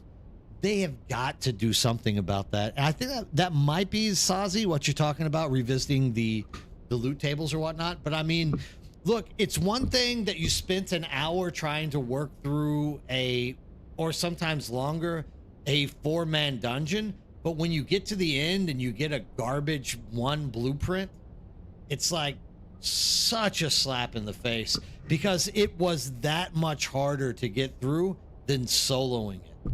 So, it comes down to that whole thing. Why go over level 40? You're going to get the same gear, and why make it harder on yourself? There's certain individuals want to, but for the most part, grouping up for these testing station feels like a punishment. It did, Mac. It still does. I say did because now you can't find any sane person who wants to do it. Everyone's like, to hell with that. I'll do it solo or with a duo. Had a guildie doing a level 20 fire station. He died 11 times, ruined his gear, and all he got was grade 4 armor blueprints. Exactly.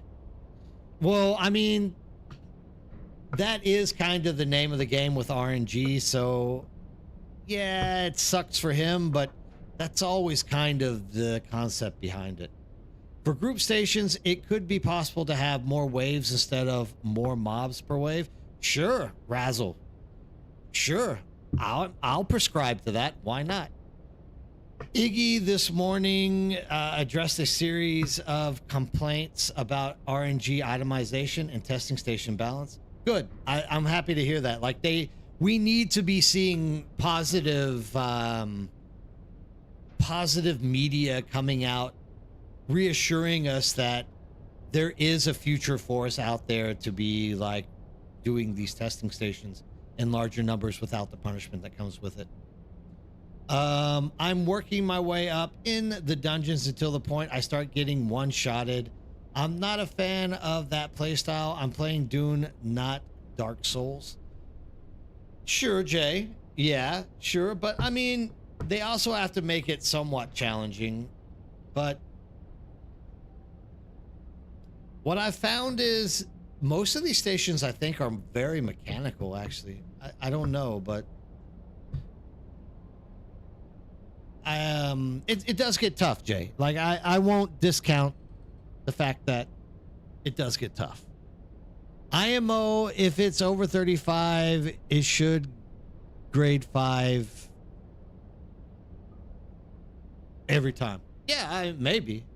I don't know. I mean, that's up to the devs to kind of work out, but I'm not against seeing a more... Here's the biggest issue, at least with what we're facing on our server, is there was the exploit where you could run these things on whatever level you wanted solo with multiple people. And we've seen some of the people on our server, not in our group, but we have seen other people on streams doing that exploit. And so now we're having to face these guys out in the deep desert with them bragging about how we suck because we don't have all the tier 5 stuff that they have. So in that way, it kind of sucks. But that's the only really negative draw that I've pulled from it.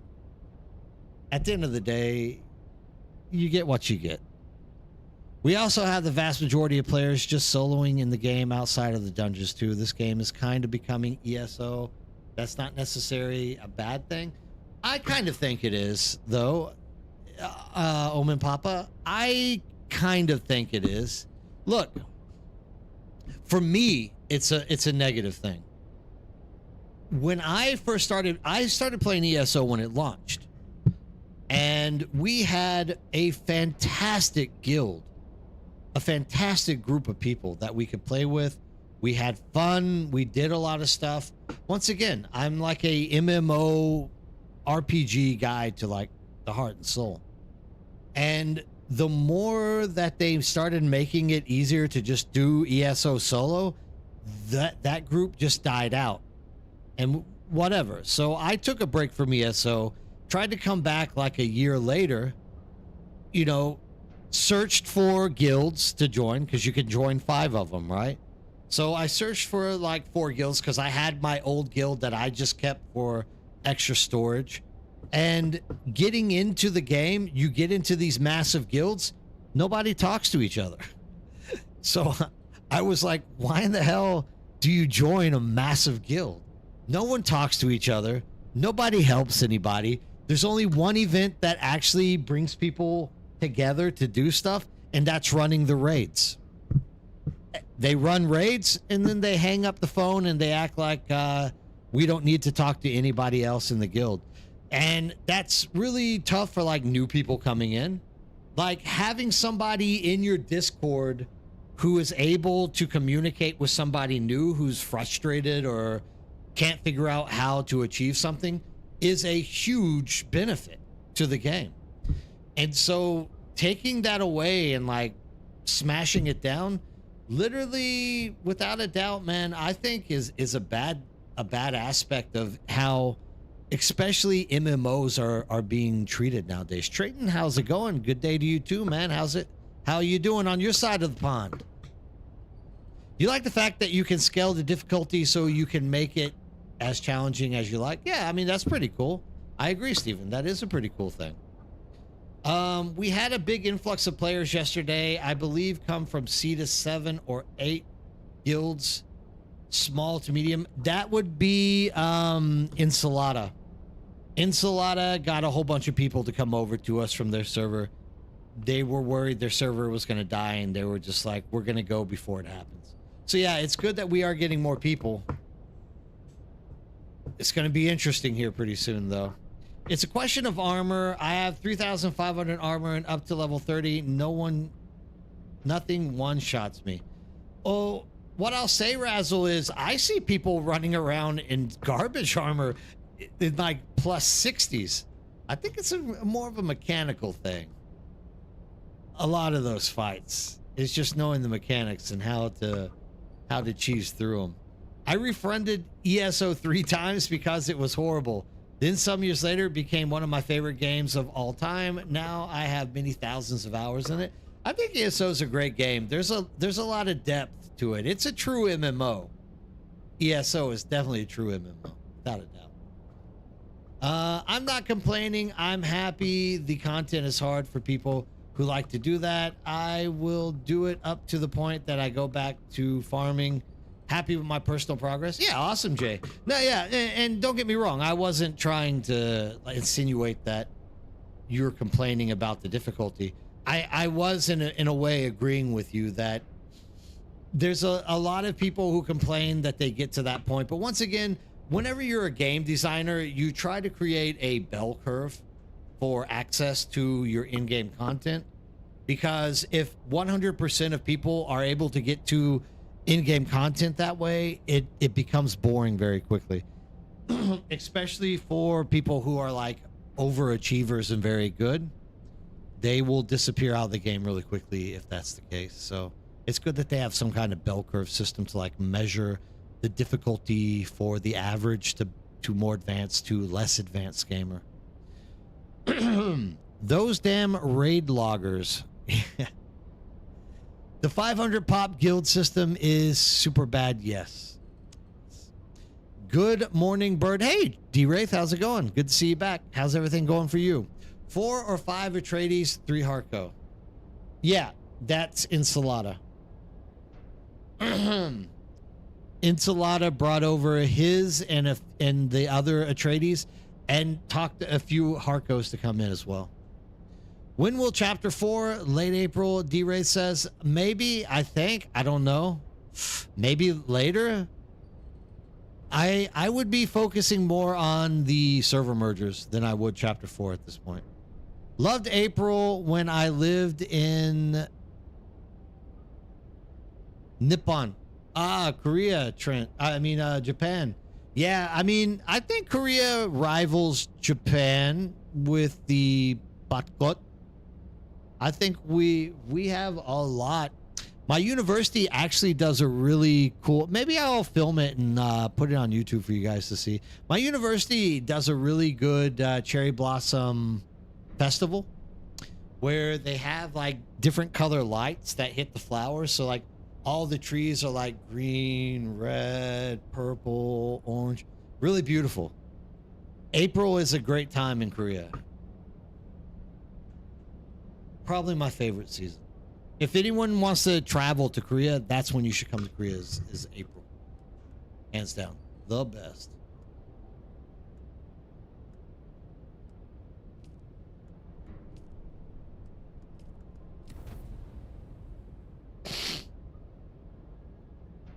Loved April. Yeah.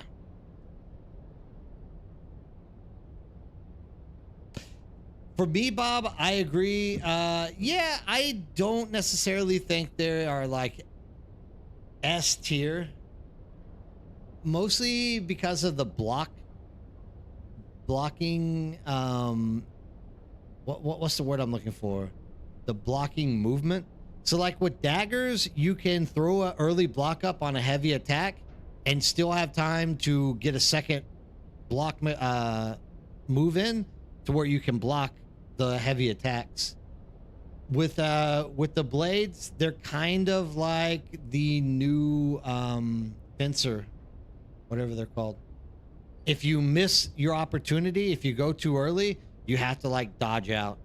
Otherwise, you're gonna get hit. So, yeah, I'm kind of up and down on them as well, without a doubt. Let's see, what can I do? Blushing Cavern.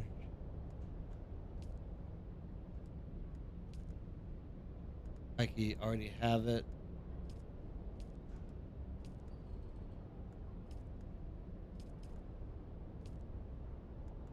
Nothing there.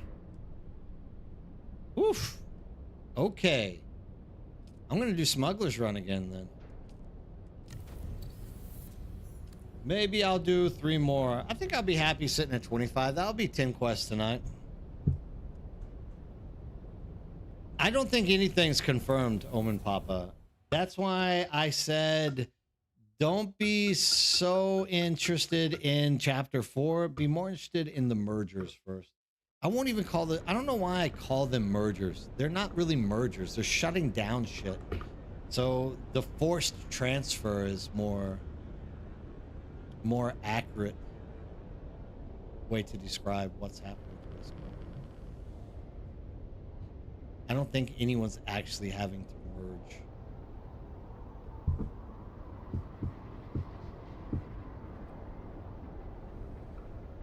Oh man. Look, dude, the sooner we get back to the moon, the better. I'm excited about Archimedes too as well. Like, I didn't know, Steven, I didn't know you were into space. You know, I was a nerd in university. I literally was part of the, astronomy club. I still have a 12-inch telescope at my house today here in Korea. Can't use it anywhere because there's so much light pollution, but still have it. Yeah, Archimedes 2 is great. Look, dude, we're going back around the moon. That's awesome. And getting that all I can say is I'm happy we got the space race with China now, because that's the only way. It's such a shame that something as important as like space travel, human expansion, crap like this gets overlooked until there's like a government like race to see who gets there first. Kind of a sad reality, but I'm glad that China's like wanting to go back to the moon. That's pushing us to the moon. Hopefully we will see more go beyond that, and we can see people going beyond the moon as well. Archimedes 2, absolutely, dude. I didn't expect to hear that out of anyone. Telescopes are awesome. I think people don't realize how boring they can be if you're not into sky mapping. But you know, they're good for conversational topics if you're not into sky mapping, I guess. There's only so much that you can really stop and do. And if you don't have a good camera, there's really not much you can do with that telescope anyways, because a lot of it is just exposure time. But I used to actually go out and check out the stars in Korea. There's a mountain not far from the city I live in called Gwangyo. But I got scared one night, and I haven't done it since.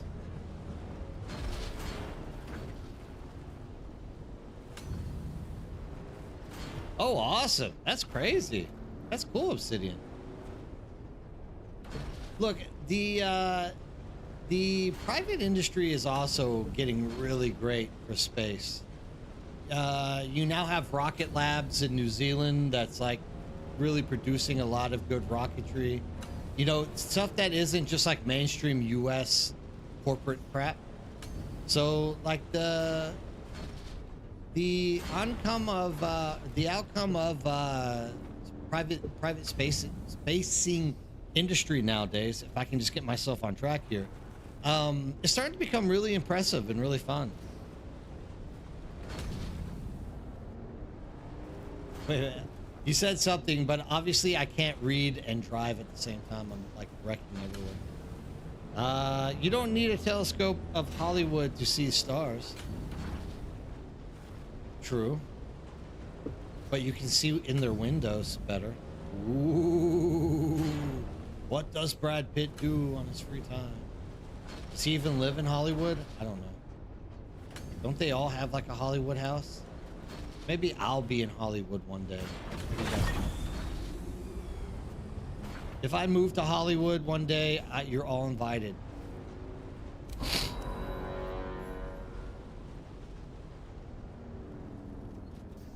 Yeah, you know what's really crazy?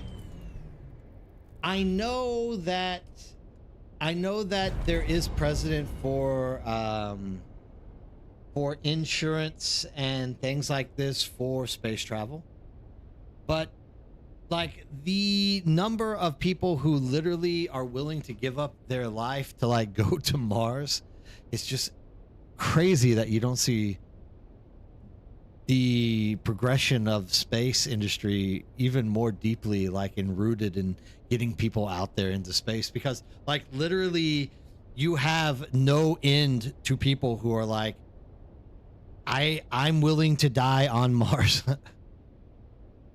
Whether they realize death or not, I don't know. Because look, dude, you can definitely say like, yeah, dude, I don't care if I die on a rocket, but when that motherfucker's catching on fire and blowing up underneath you, you start thinking twice about it, I'm sure. A few years ago, I participated in a charity that worked with GIS data. Okay. We had to tag desert huts on aerial photography. Big huts, small huts. Nowadays, imagery is really good. Getting a bit crowded around here for this evening launch. Already camping on US 1. Oh, wow. Awesome. You're going to get to see the launch. You lucky dog. Looking forward. Oh, Mars is next. I hope so, Steven. I would like to see. Look, people, man, I don't know. They keep saying Venus. They keep saying Titan. They keep saying all this crap. Like, look, dude, Mars is in that Goldilocks area. Just give it to Mars. Let Mars jump in there. Even if we're just living in bubbles, it's not like you're going to live in anything but a bubble in any other planet that you go to as well. If you drive like you will fit right in. I'm missing the very end of what you put there. YouTube is really tough for me to read chat.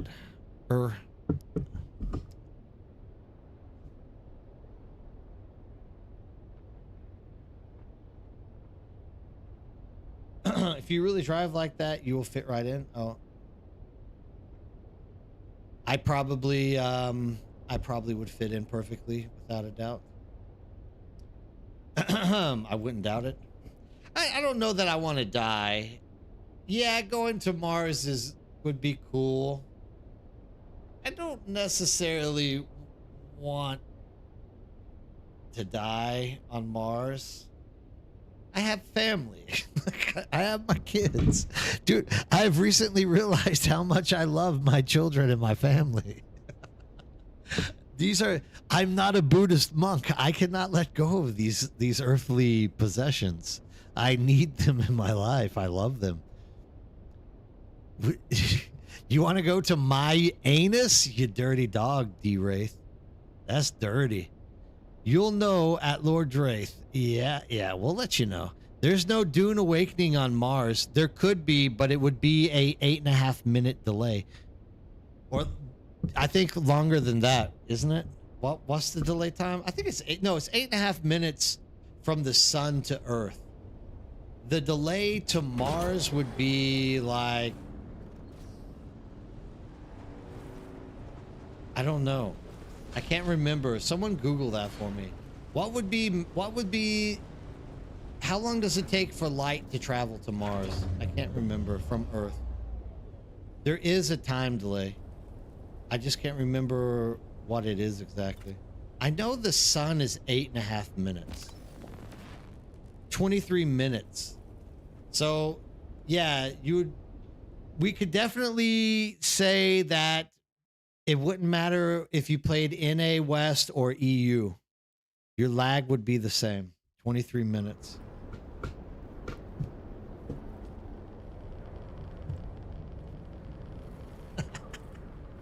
Nope, I don't want to go there. Packet lost because of random space rocks.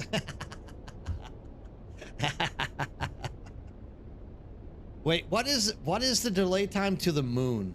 I forget that. That's also like 1 minute or something like that. 1 minute and 36 seconds, something like that. I can't remember. It's also a little bit of a time. It's crazy how far away the moon actually is from Earth, actually. Because there is. Wait, maybe it's only.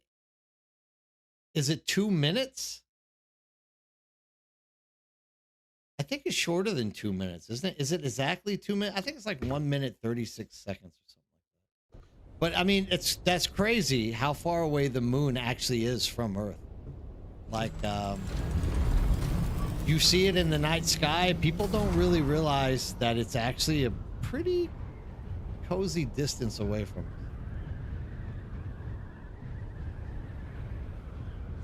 The moon is huge. Yeah. I mean, second largest moon in the solar system.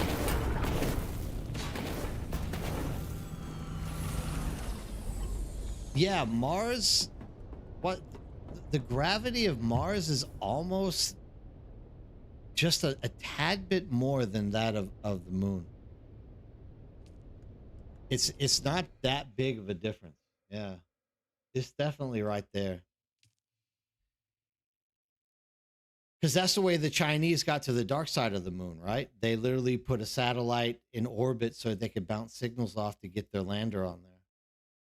So Archimedes is going to be similar, right? I think we're landing. Archimedes 3 is the suggested human landing. So that's going to put us in the South Pole, I think, is what they were saying. Or the gray aliens, where they have their like human prison where they abduct us and take us to the dark side of the moon to run experiments on us. Transformer movies aren't that bad, guys. Come on. They have Megan Fox in them. She's pretty good to look at. She's cute. I like Megan Fox. Not that great of an actress, but whatever. Shia LaBeouf. Shia LaBeouf. I didn't know Shia LaBeouf was Jewish. I just learned that for the first time,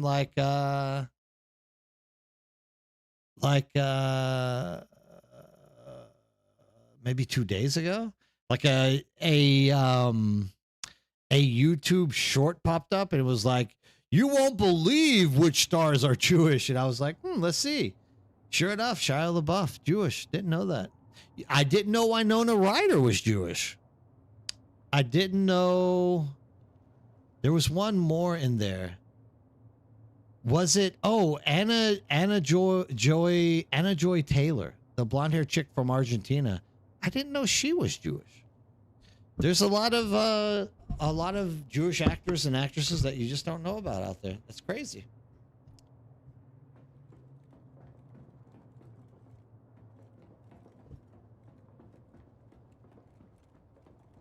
Yeah, it's the moon is further away than people actually realize.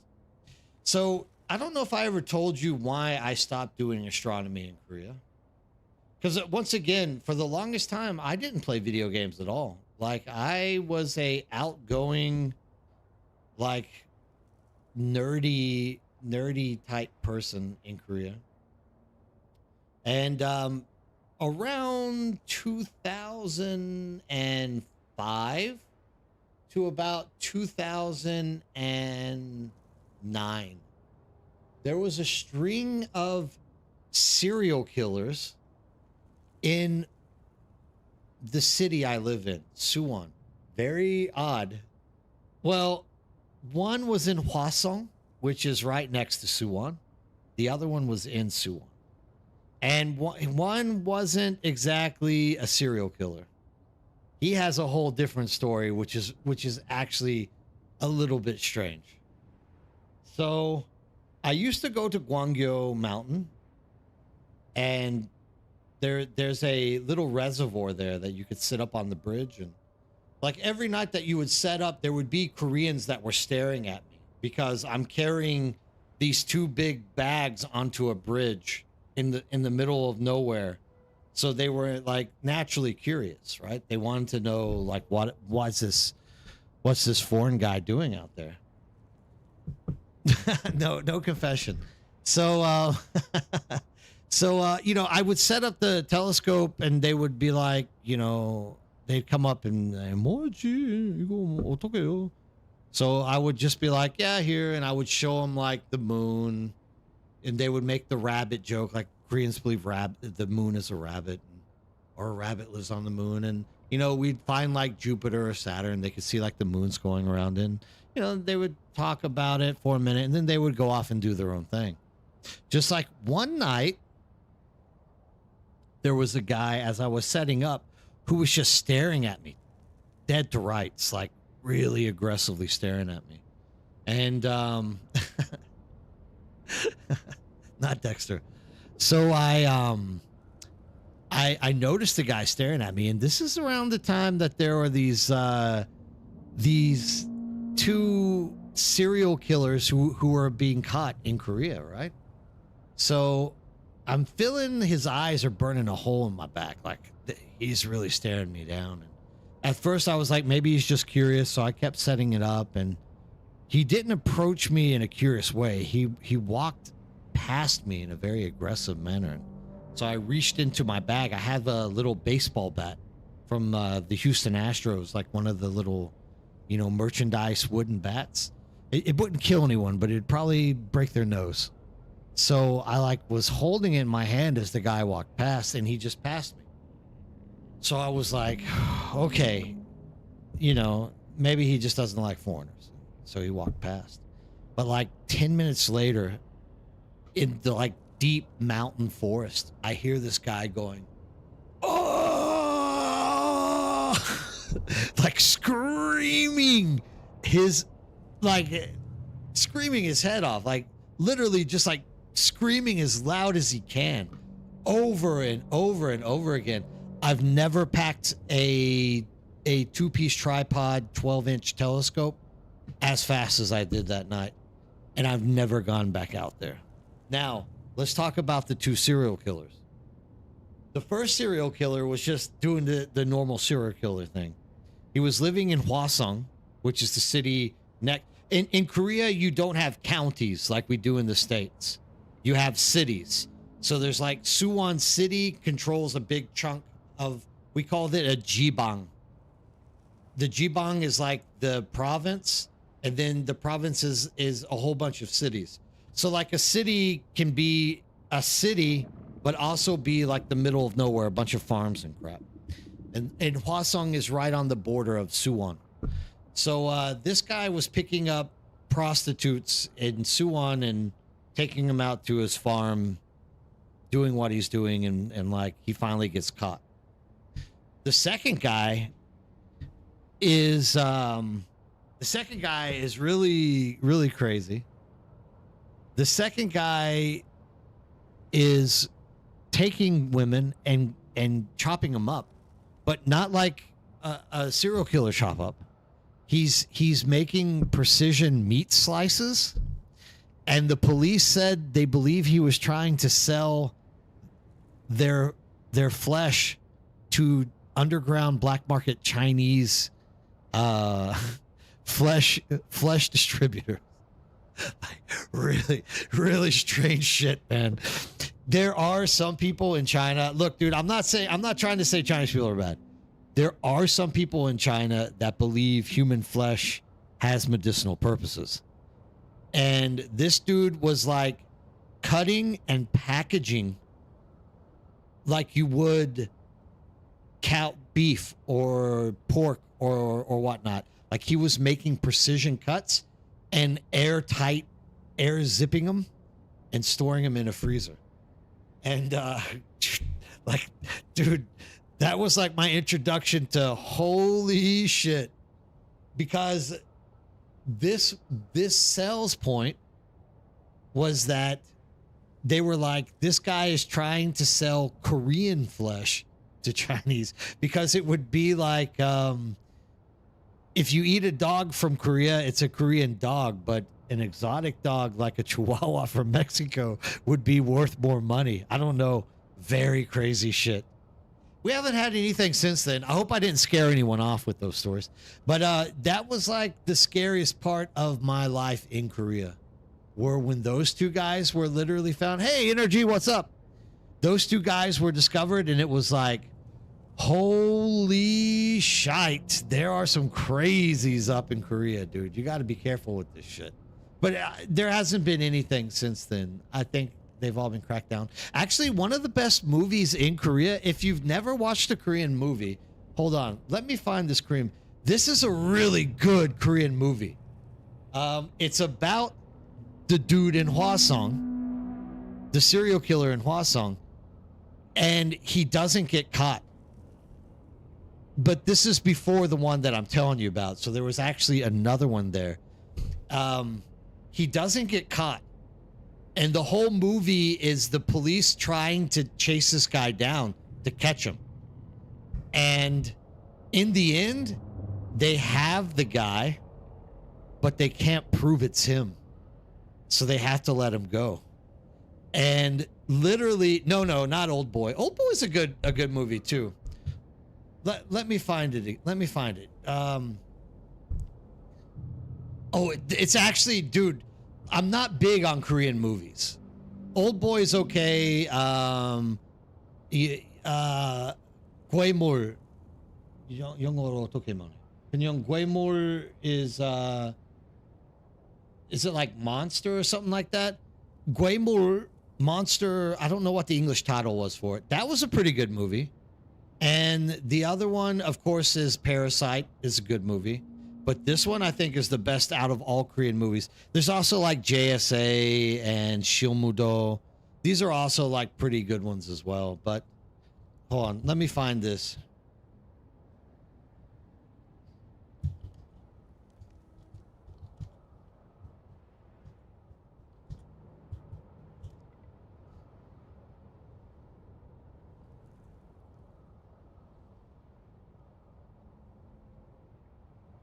I'll find it. I gotta find it. Because actually, dude, if there is any show that I would recommend that's Korean for you to watch, it is this one. And it's just really good. Where is it? Where are you at? Where are you at? I just can't remember the title in Korean. I don't even know if they have this in English either, with English subtitles, but Is this it?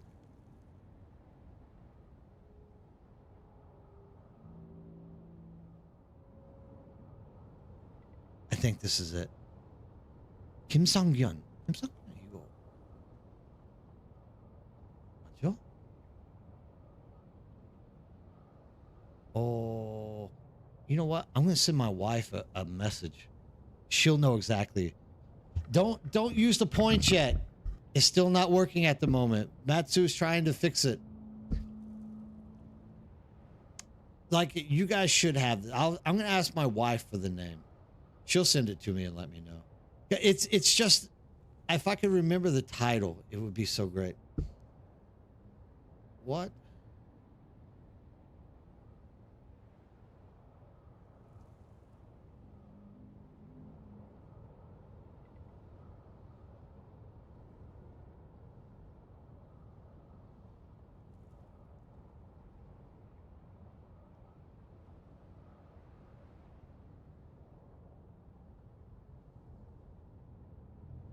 She'll send it to me here in a second. If I can get this to you, like, if they have it in English subtitle, I think they do. They do have it. In fact, it's on Netflix. Oh, man. I'll wait for her to send it. What a great movie. Because at the end is the best, right? Oh, yeah, let me check Discord. The end is the best. Because, like, they've been going through this forever to catch this guy. And, like, literally, they have him and they have to let him go. And then it all gets shut down. And so they're at the end, and the guy goes back to the first place that they found the body that the guy had put into this, like, drainage pipe. And he's sitting there, like, smoking a cigarette and thinking about it, and a little girl walks up, and she says, "Why are you looking in there?" And the guy says, some bad things happened here before. You shouldn't be hanging around here." And she said, "That's really interesting, because there was a guy here just yesterday who was looking at the same pipe." And the guy's like, "What did he say?" And she's like, "He said he was trying to remember something which he hadn't done in a very long time." And it just, like, irks you, because the whole movie is so great. Hold on. The wife just sent it to me. In English, it's called Memory of Murder. Memory of Murder. Where are we at? Is that the name of it? Is she sure? I don't know that that's right. Korean movie Memory of Murder. Oh, dude. But trust me. Memories of Murder. That's it. Oh, my God. Here it is. Old, too. 2003. All right. I'll post this for you guys so that you can get it. Oh, yeah. Yeah. You'll recognize the guy on the left. This is also Ho Bong-joon. He's the guy who makes all of the movies that everyone in the U.S. like watches it. But Song Kang-ho is he's the dude that's in Parasite. Dude, he's in like every freaking movie. He's like in Parasite. He's in he's in all of Ho Bong-joon's movies. But if there's one Korean movie that you should watch, it is this one. Like, I cannot promote this more. Like, dude, this movie right here is something that if you've always been interested in like a foreign movie and you don't get a chance to watch them all that often, and you want to watch a Korean movie, dude, watch this one. Trust me, it'll have you on your seat. The edge of your seat. Shit, let me get my expression correct there. Okay, and for you, let me see if I can do this. Roles. All right, I have to take away lead moderator.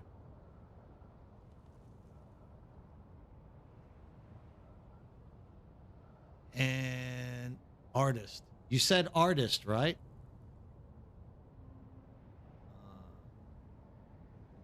Editor role. Editor.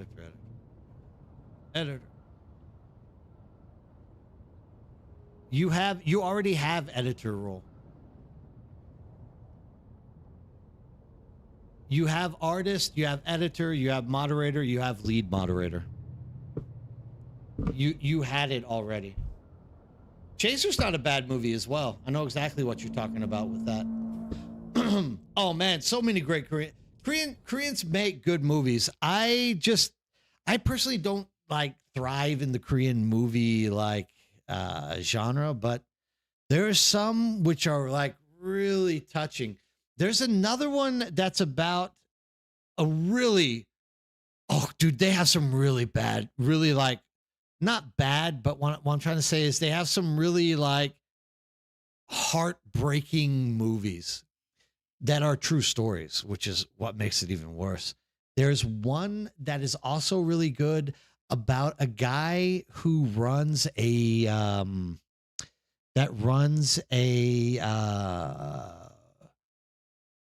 I forget the English word. Orphanage. That's it. He's running an orphanage, all right?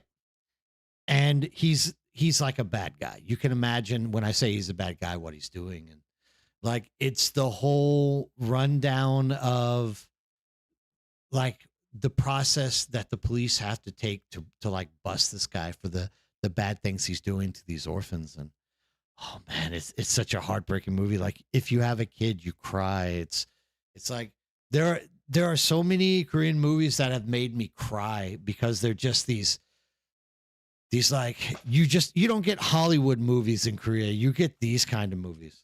But Old Boy is good. Old Boy is like a well put together one. No, Nick. That's also a great movie. The prostitute who's kidnapped by the guy who keeps her in the cage and he's impotent, right? And the sister is trying to find her.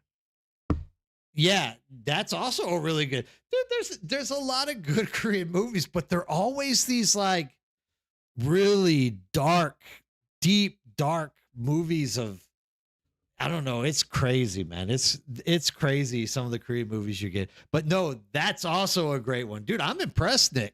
Yeah, that one is really good. That's the chick is, that's also a true story, by the way.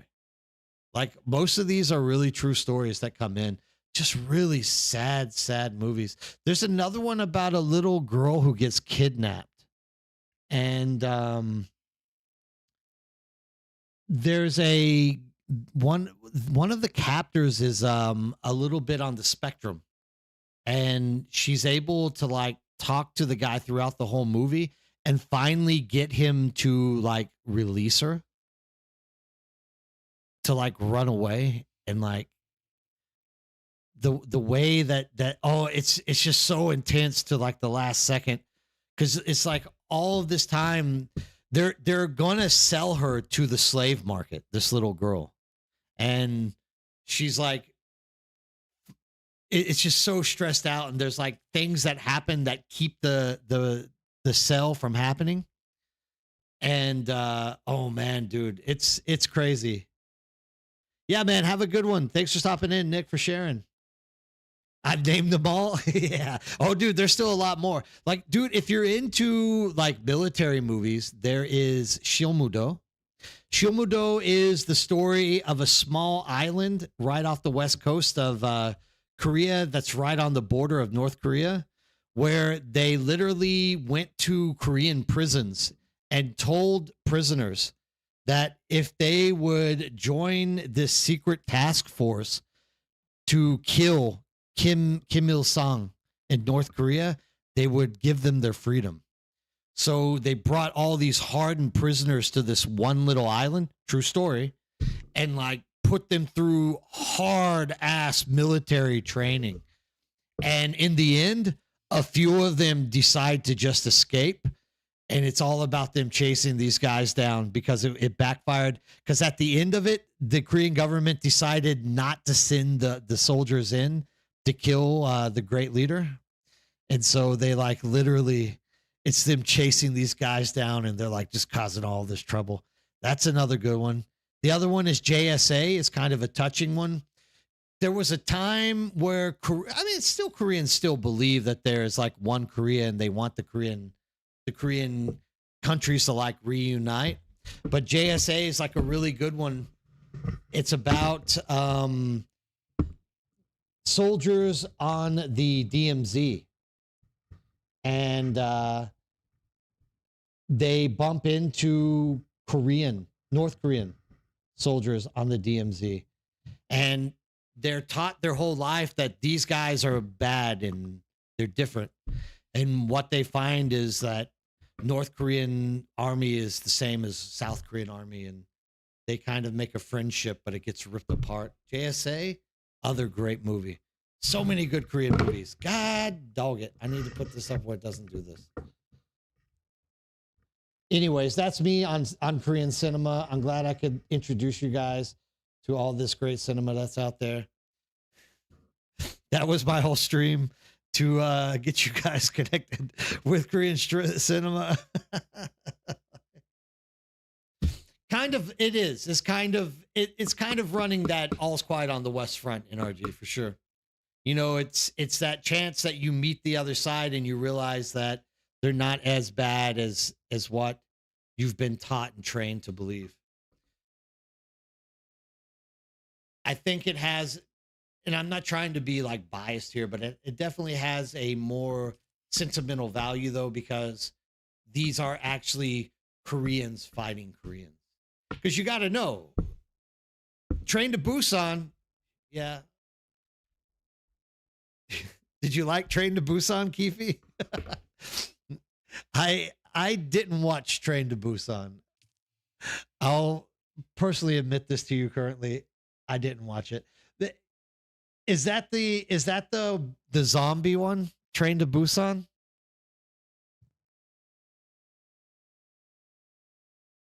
Sorry, Matsu, for making you have to redeem all this stuff. We'll fix this. Maybe we'll fix it tonight. Maybe actually we'll drop the stream a little bit early tonight so that we can try to go and reassess how the point system is not working. If anyone knows how to set up stuff for Twitch point rewards, maybe like if you would jump into our Discord and talk to Matsuda and I as we're trying our dandiest to figure this out. And any advice would be very, very welcome. I would appreciate it much so that we can get these things rolling. We've been trying to put them together for a while and we just, no matter what we do, can't make it work. So if anyone does have idea on how to do that, I would appreciate it. But maybe, I mean, it is Wednesday. I got to wake up early tomorrow for a early morning session at Samsung. So I probably should be getting home anyways. I'm just having so much fun sitting here and talking to you guys about all this stuff. But maybe it's that time to call it off. Is there anybody that you guys would like to raid that I can drop you into? Is there anybody streaming that I could drop you guys into their back pocket and get you something to watch? Let's see who is streaming right now. It is the weekday. Sazi should be streaming. I don't know if he started just yet. NRG, are you streaming tonight? If you guys don't know NRG, he's fun as hell. Dude, you should hear his songs that he put together. The other night, we got a very good lineup of great music. I liked your music the other night, dude. It was awesome. Gurufus is on. Let's see, who else is in here? Who else is a long running? 16 hours? Okay, dude, I'll stay up till then. That would be my punishment for dropping people on you 10 minutes before you're about to log out.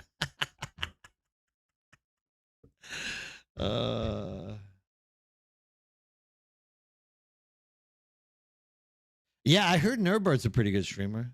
He's fun. He likes talking about shit.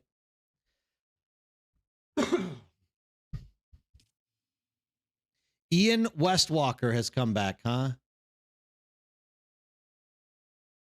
There's Druid Day. Let's see. Gurufest, Muppet, Lintel, Swampkins, Wicked Potato. I don't know any of these people. Who are they? Dr. Isaacs, DNA Tyson, Mudspar, Lance West Walker. I don't know any of these people. Kaylee Lintonthal. Is Lintonthal? Is that who? Are we going to Lintonthal tonight? Let me see. Did I pass him up? I don't think I did. Lintonthal. All right, we can drop on Lintonthal. Sure. I have no idea. Is he into Dune? Dude, he's Dutch though. So I think a lot of are you guys going to be okay going into a Dutch stream?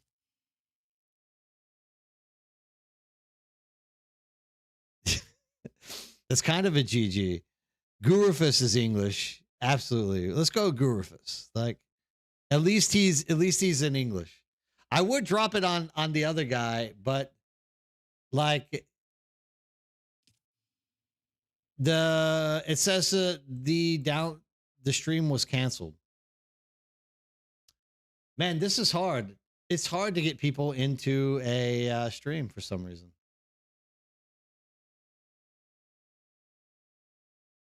I think he's having issues. I think Gurufus is having issues.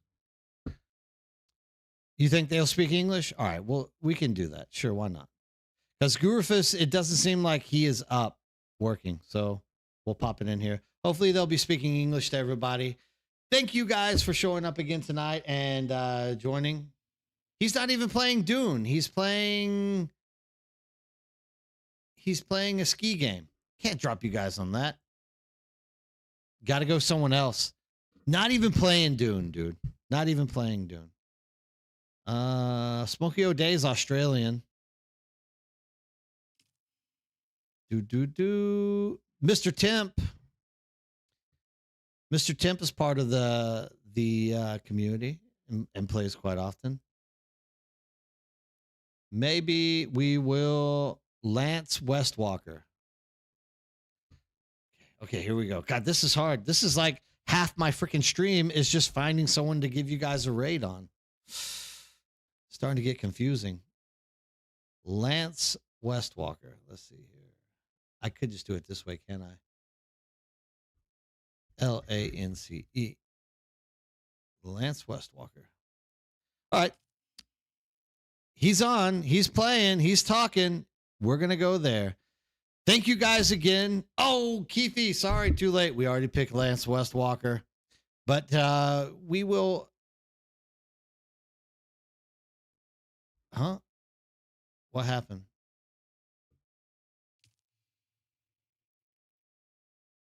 Jesus. I'm absolutely useless at this stuff. Once again. Dune. Awakening. What did I do wrong here? What did I do wrong? Start raid. I must have hit a button by accident and didn't look at it. Oh, wait. No. It looks like... There it is. All right. I will see you guys later. It looks like we've already raided somebody by... I suck at this. I'll see you guys again tomorrow. Have a great night. Thank you two for sticking around and chatting with me. I hope everybody in. Oh yeah, hey Ripper Owens, what's up, dude? I'm glad you got the end of it as well. And I will see you guys again in the future. Keep your eyes in the sky, still suits tight, and have a great day.